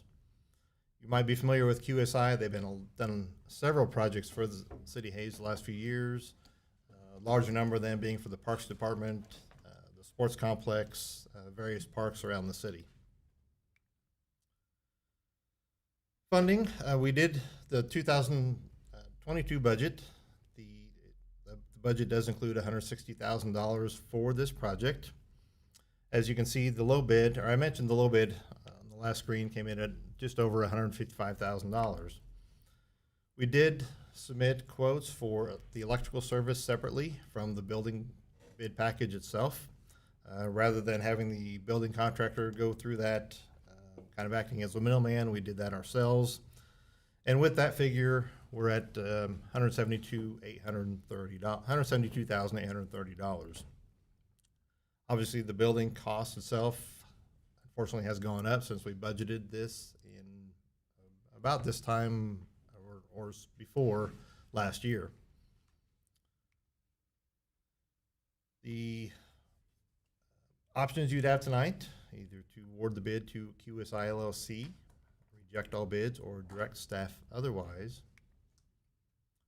And this would be the action requested. And I'd be happy to answer any questions you might have about the building or the bids or the project itself.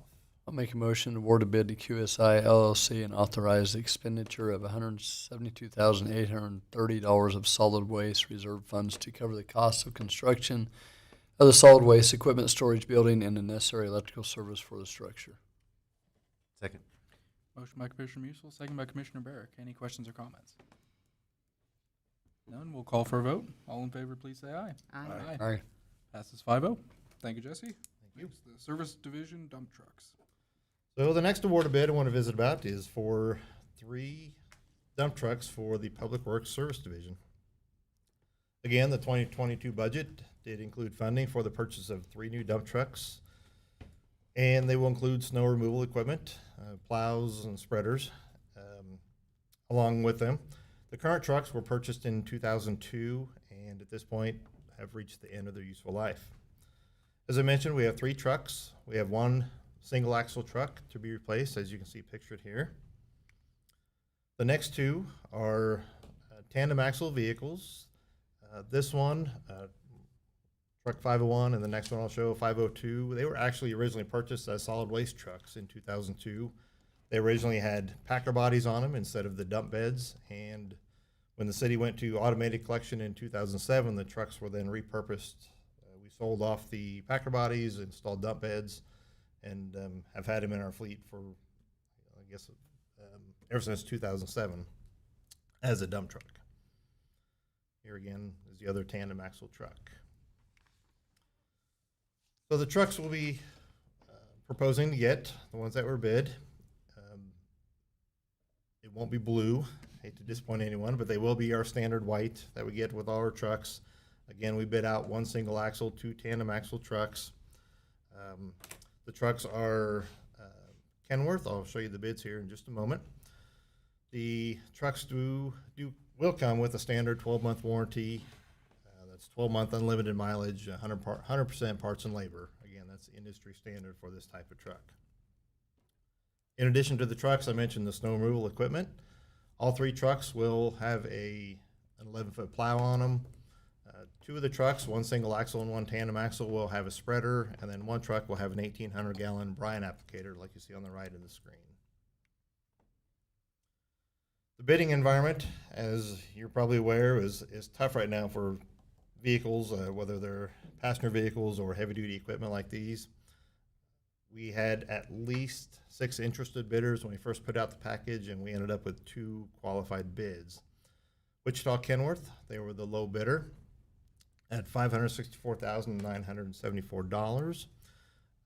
One thing about them as well is they have informed us that they do have build slots available for all 3 of these trucks, and we would expect delivery in the first quarter of 2023. When we first put these out, we weren't sure we'd get any bids at all, let alone get a bid with a company that had build slots available in the next 18 months. So we're very happy to have the potential to get trucks, came in under budget, and get them in less than a year's time. The new equipment reserve budget, as you know, as we buy equipment, we start putting money away into that reserve account from day one. And so over the past few years, we have saved up the money to buy these trucks, and we had budgeted $565,000. The low bid came in $26 under the budgeted amount. Your options, either to award the bid to Wichita Kenworth for the 3 trucks, reject all bids, or direct staff otherwise, and this would be action requested. I move to award the bid for the purchase of one Kenworth T480V single axle dump truck with plow and spreader, and 2 Kenworth T480V tandem axle dump trucks with plows, spreader, and brine system for the total amount of $564,974 to be funded out of the new equipment reserve fund. Seconded. Motion by Commissioner Barrick, second by Commissioner Burgess. Any other questions or comments on this? What if you motion to be a T580V or something? What, did we get the wrong truck? I'm sure you read that right. Hey, Jesse, Gotta be very specific on what that T48V is. before the world changed with COVID and stuff, did it normally, I mean, how long did it normally take if we buy a new truck? Less than a year's time, normally. The last couple of years, even smaller equipment than this. We had a brine applicator. It took us, I think, like 22 months to get Really? a couple of years ago, right? And so, like I say, the other bidder we had, the one other company that did submit a bid, although they did submit a bid, they also wrote on there that they would not guarantee the price they bid and would not guarantee they could get any trucks. So, like I said, we were fortunate to get the one bid, and hopefully everything falls into place for them as well, and they can follow through with that price and the trucks in a timely manner. So if it goes out past the year, do we get the next model up? You know, typically, and that's actually happened in the past where we've gotten like the next year model. That has happened where it's even happened with light passenger vehicles as well. So Well, we've only got 26 hours of wiggle. that's right. That's right. Have them throw an air freshener in there. If there's no other questions or comments, I'll call for a vote. All in favor, please say aye. Aye. Passes 5-0. Thank you, Jesse. I was just disappointed, Jesse, that you traded those trucks in, because I got 2 newly driving teenagers that I would have bought that single axle so they could drive to school and back. You know, I'm not sure everybody else's safety, but they would. They'd be safe. They'd be safe. Right. So just let me know and I'll stay off the road. God bless you. Hickok Park Storm Sewer Rehab Award bid. All right, the last item for me tonight is the consideration of award a bid for what we're calling Hickok Park Storm Sewer Rehab. Project location, for those that don't know, Hickok Park is located just east of Indian Trail, south of 27th. I'll show you a closer view in just a moment. So a little bit about the project. Within this area, the storm sewer here, there's 2 parallel 54-inch diameter reinforced concrete pipes that carry storm sewer basically all the way from 33rd and Vine, and it has some other tributary pipes that come into it as well along the way. It was installed in the late 1970s, and there's been some failure of some end sections and one of the pipe sections over time that we want to correct. So here's the site location. The intersection at the top of your screen is 27th and Indian Trail, and you can see the Casey's General Store there, and then the yellow circle here where the actual project is located just south of the Casey's store. So here's a few site pictures. These are the 2 pipes that you'll see. The concrete at the bottom of the pipes and some of the asphalt that's been placed around it over the years has failed. This is the top view looking down, so you can see where it's the end section is separated from the pipe. There's one piece of pipe has section or slipped away as well, causing the erosion in the center of the pipes and around the pipe edges. And again, here you can note the separation of the pipe from the end section, and all that will be corrected with this project. another portion of the project besides resetting the pipes and end sections. The yellow arrow here is pointing to a large, or we're calling the sandbar, and basically the water should be flowing basically in the direction of that arrow right in that area to go under the bridge and Indian Trail and continue on west. So that'll be removed as well as there's a couple trees you can just see on the very top corner of the screen there that are on the edge. They're too close to the bridge structure. They do need to come out. And I know last week, I believe Commissioner Barrick asked about the trees and the necessity to take them out. And while we will be removing the 3 trees, there were just more than a dozen planted just on the south side of this draw here. So while we're taking out some that, like I say, are not very healthy trees and in a bad location, we definitely have some to take their place and are planted appropriately where they should be. And, Yeah. He has a museum that needs shade, so maybe you could move them over there.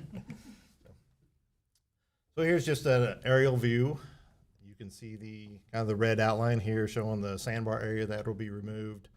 The pipe sections, the end sections, they will be set on a new concrete footing and a retaining wall, so hopefully we'll never have this issue again. And on this one, we actually received 4 bids. Very happy to receive 4 bids on a project like this, especially with the bidding environment right now. Everyone is super busy, so excited to get the 4 bids. Local contractor, M&D Excavating, was the low bid at $27,807.50. The need for this particular corrective action for this project was not known at the time of the 2022 budget. This kind of came about here last summer.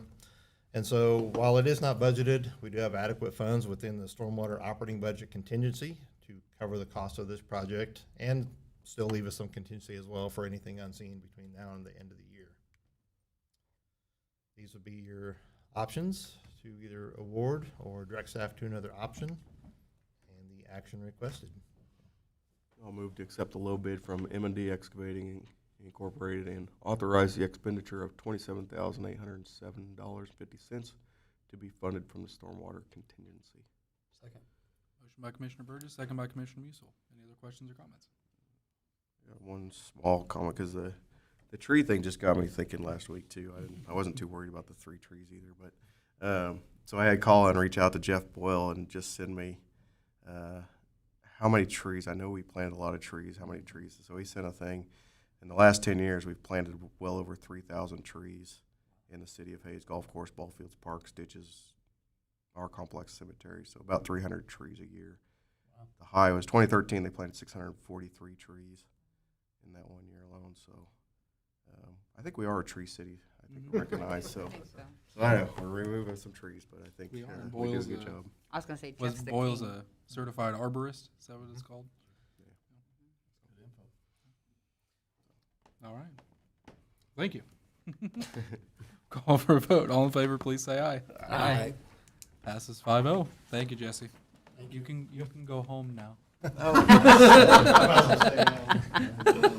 Melissa's gonna be sad. No, you have to stay for Melissa. I'm sorry. Okay, the USD 49 Educational Sales Tax Ordinance. Kim. Kim Rupp, Director of Finance. This is now basically a housekeeping item, as the voters have approved a proposition to authorize a half-cent educational sales tax. Your next step in this process is to pass an ordinance. This is a sales tax that'll be 0.5% for 10 years, beginning October 1 of this year. And there are 3 pertinent sections to the ordinance. The first section is the actual implementation of it, allows us to levy the half-cent, allows us to collect the half-cent, and allows us then to disperse it to 489. The second section is allowing the clerk, upon the passage of this ordinance, to let the State Director of Taxation know of this tax and to implement that. And then the third section is basically just setting the effective date upon your approval. So pretty straightforward. This would be our action requested. I move we approve ordinance number 4010, implementing the levy of 0.5% educational sales tax and the application of the revenue received therefrom. Second. Motion by Commissioner Jacobs, second by Commissioner Barrick. Any other questions or comments on this? Kim, I just have a question. So do you is it your duty, I should say? Do you update them like how it's coming in, if it's beating what they're expecting, or? So, we'll be receiving this every month. It's separated out for us. It's gonna be fairly easy to administer. Once we start receiving collections, I'll get with their finance and see how exactly they wanna receive it. We can wire it, ACH it, whatever, and I'll send them an accounting of that. Do you, this is probably in their information, but do you have like what, projected monthly on this once it's, So our own half cent for water does about 200, 250 a year. So it'll be just like that because this is exactly like that tax in that it's a citywide sales tax. It's not a countywide sales tax. right. So I equate it to that Sure. half cent water. Yep. I'm sorry? Year or monthly?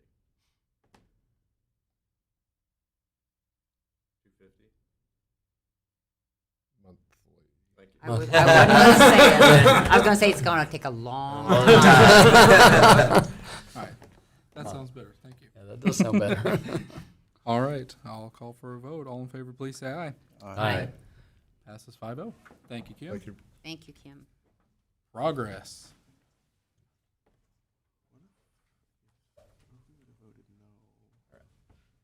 Colin Belzer, Assistant City Manager, and for this month's progress report, Service Division did improve some alley returns at West 17th Street. They also replaced the concrete aprons at the 37th and Lincoln Bridge. Sections of curb and sidewalk were also repaired. Some curb, gutter, and sidewalk along the 600 block of East 13th Street was also repaired. Members from the Heart of America chapter building officials and the KC Metro Association of Permit Techs were in person to sign a Building Safety Month proclamation with Governor Kelly. Curtis Dinas, our superintendent planning and development, was there because he is the president of the Heart of America chapter. Lieutenant Tim Dickstry was invited to speak at the Hayes Jobs for America graduates. Topics covered were Hayes Fire Department operations and how to get into the fire service. NCK Tech carpentry class is starting to finish the work at the training facility classroom. It's taken a while, as you know, because of COVID and classes shutting down, but it's getting there. Fire hydrant did complete this year's hydrant flow testing, and there are approximately 1,100 hydrants in town. The White Bison cow recently gave birth to a bull calf. Our Arbor Day celebration, we celebrated that. We did receive a flag for our 43rd year of being a Tree City, USA. Fort Hays State University was also there because they're a tree campus, USA. And of course, Mayor Reuter was there to speak to the people in attendance. I wore my green shirt. They planted a tree that day. Vineyard Park has received 2 stockings of channel catfish. There are approximately 80 pounds of fish were stocked on each occasion. With the temporary irrigation system in place, grass seed was planted in the area surrounding the playground and splash pad at Seven Hills Park. The foul ball net at the Larks Park has been completed. Because of the damming effect the stepping stones have on the stream flow, several of the stepping stones were often inundated with water and impassable, so Parks did take a saw and kind of widen the gaps between the stones, so it allowed more water to flow through, so it wouldn't back up as much. Park staff completed the installation of the 1-meter diving boards and then the wooden deck that was replaced with concrete.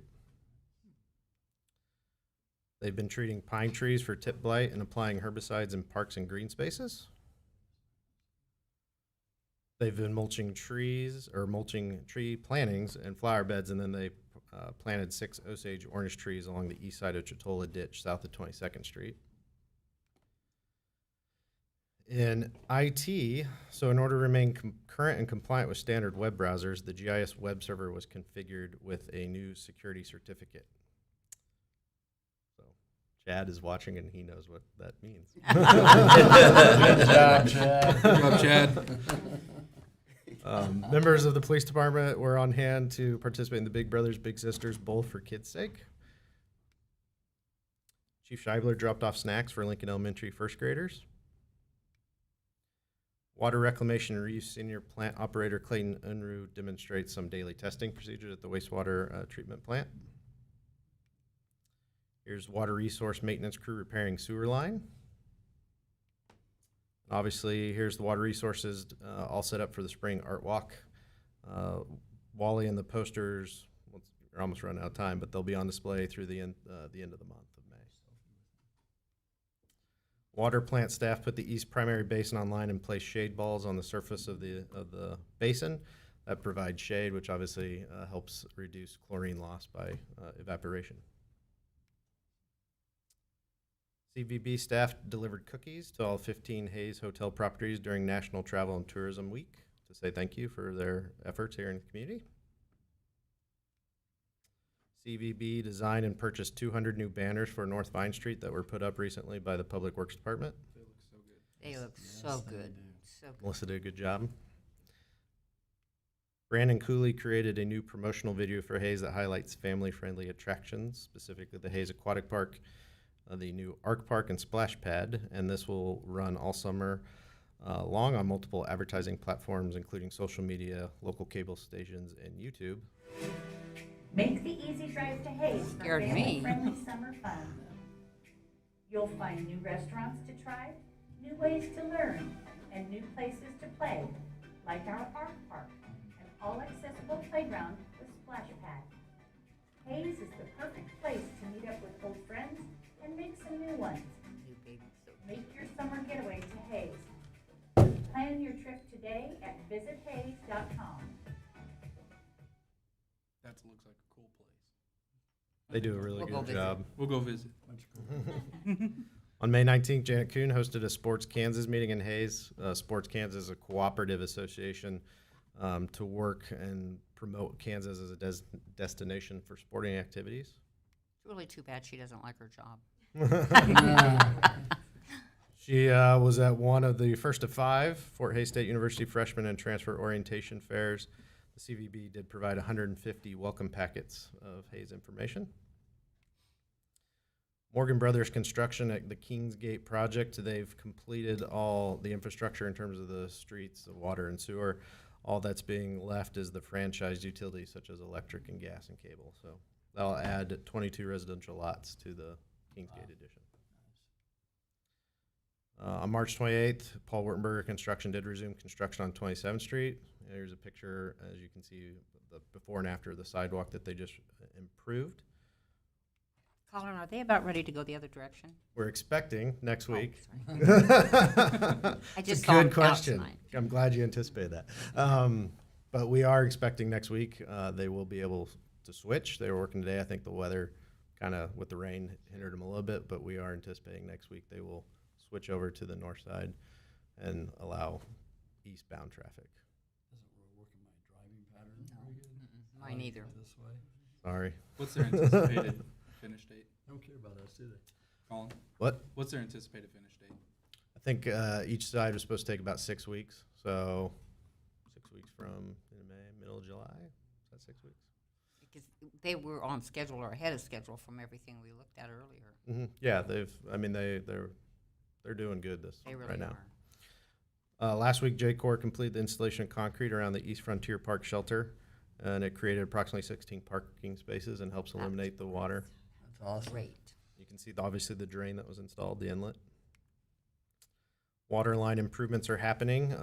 J-Corp began the replacement of old 4-inch line from Vine Street west along the south side 25th Street, and they're replacing that with a new 8-inch PVC line with new service and meters.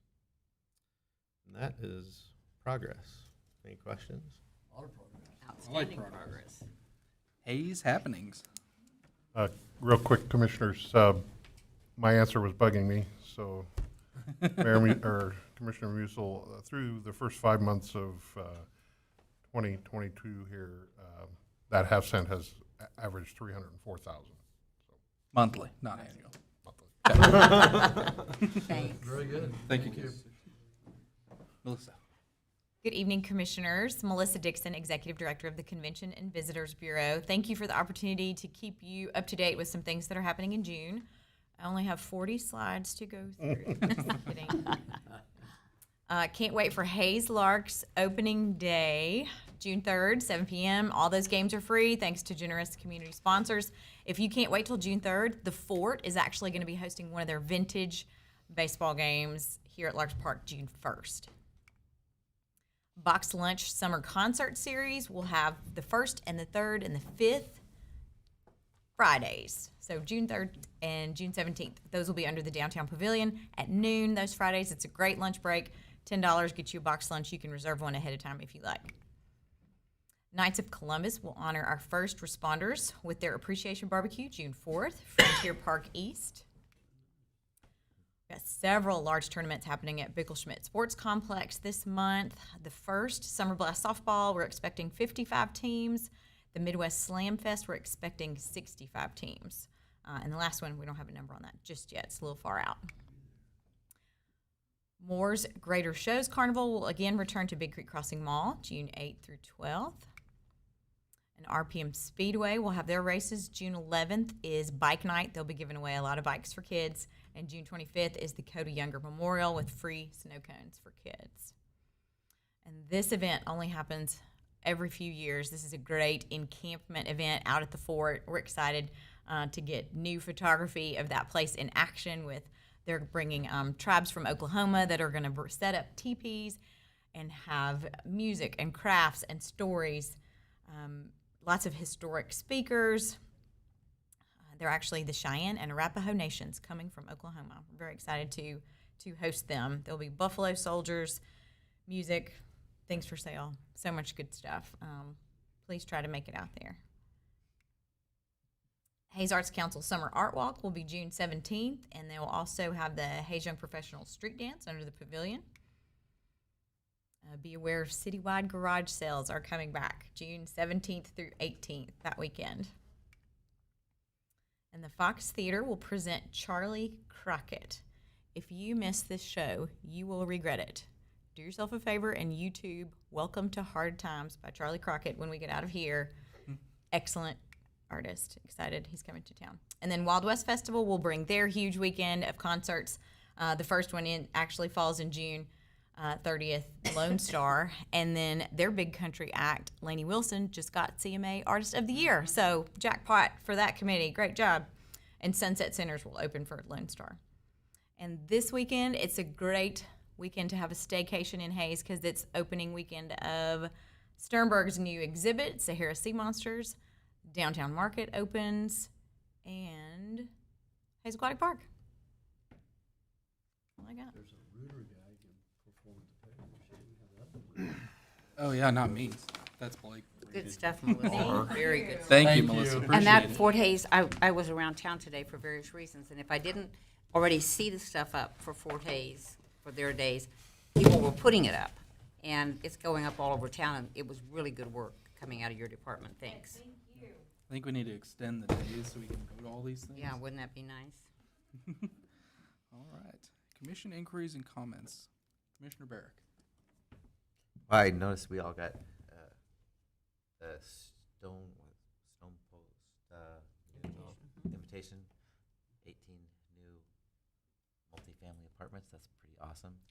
To see that production, and again, just another shameless plug, but the opening this weekend at the Sternberg is Sahara Sea Monsters, and it is the world premiere of Moroccan fossils from 600 million years ago through today, and there are giant there's a ton of skeletons. It's absolutely spectacular. It's about 5,000 square feet, and it's My grandsons are excited. it's just brilliant. And we had two of the Moroccans, and the people that made the exhibit were out for the last 2 weeks putting it up, and I knew it was going to be good, but it's spectacular. And the key part with that is Kansas is doing the Sunflower Summer this summer, so you can get an app on your phone if you have kids, and that will allow you to go to over 90 different zoos, museums across the whole state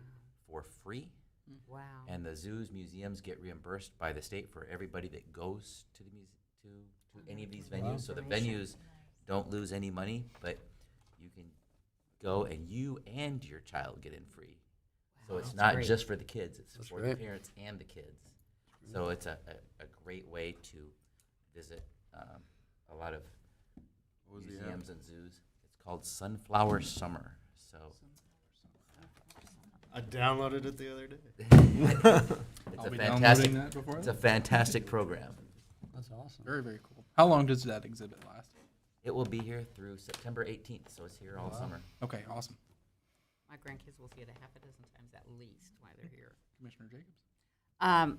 Jesse, first, I'd really like to thank our Parks Department. There was a failure of a part at the Arcs Park on the water pad, and I just knew it wasn't going to be open for this weekend. And by darn, if they didn't have it up and running today, if you would really let them know how much that was appreciated. On the way down here tonight, I went by. That place is full of kids. They are just loving it again already. So hopefully that won't happen again. The other thing is, of course, this weekend and Monday is Memorial Day. It differs from in Veterans Day. We honor veterans that are still alive and that have passed. Memorial Day is a dedicated time to recognize the soldiers who gave the ultimate sacrifice for our country and our freedom. I personally my grandmother had 8 sons, 7 served at the same time, and 2 didn't come home.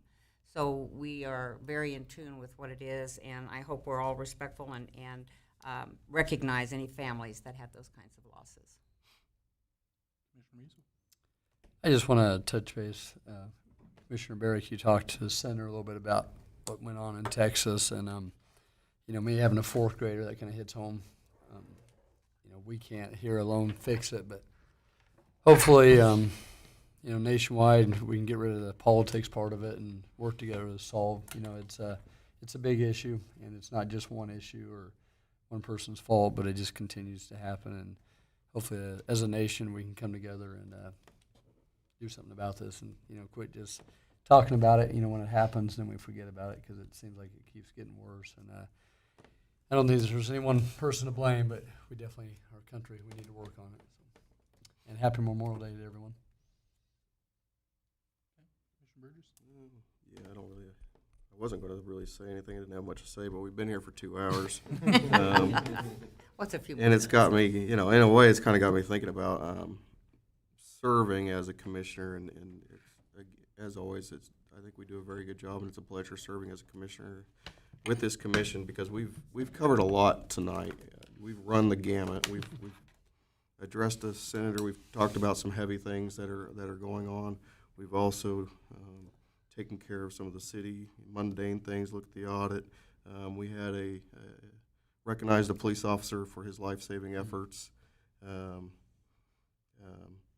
We get to see the progress that we have. We have upcoming events. We have housing projects being taken care of. So we've run the gamut tonight from, all over, and that's kind of the fun of, I guess, if it's fun, serving as a commissioner is being able to be involved in one fashion or another in all these different topics and trying to stay on top of it, whether we can solve everything or not, but it certainly is kind of a pleasure to be involved this way. Those are my thoughts. Absolutely. Thank you. Kind of what we've touched on a little bit here this evening. Commissioner Barrett brought up a bunch of good points. Talking with the senator, I appreciate it.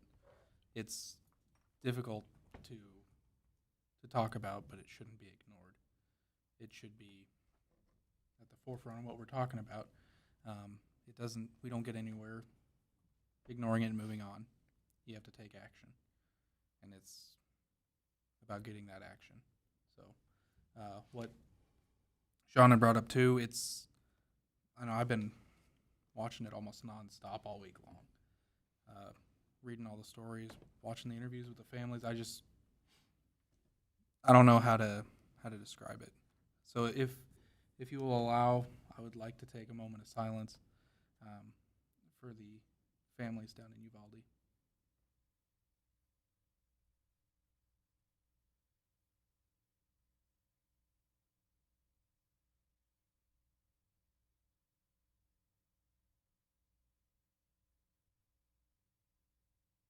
Thank you, commissioners. I appreciate it. I know it's a small thing. We can't really don't have anything we can do for them except for Karen. offer our condolences and support, and hopefully we can, in our positions, speak to our representatives, our legislators, and work towards a solution. That's why we're here, is to find solutions to issues, and we can do it. We have the ability to do it.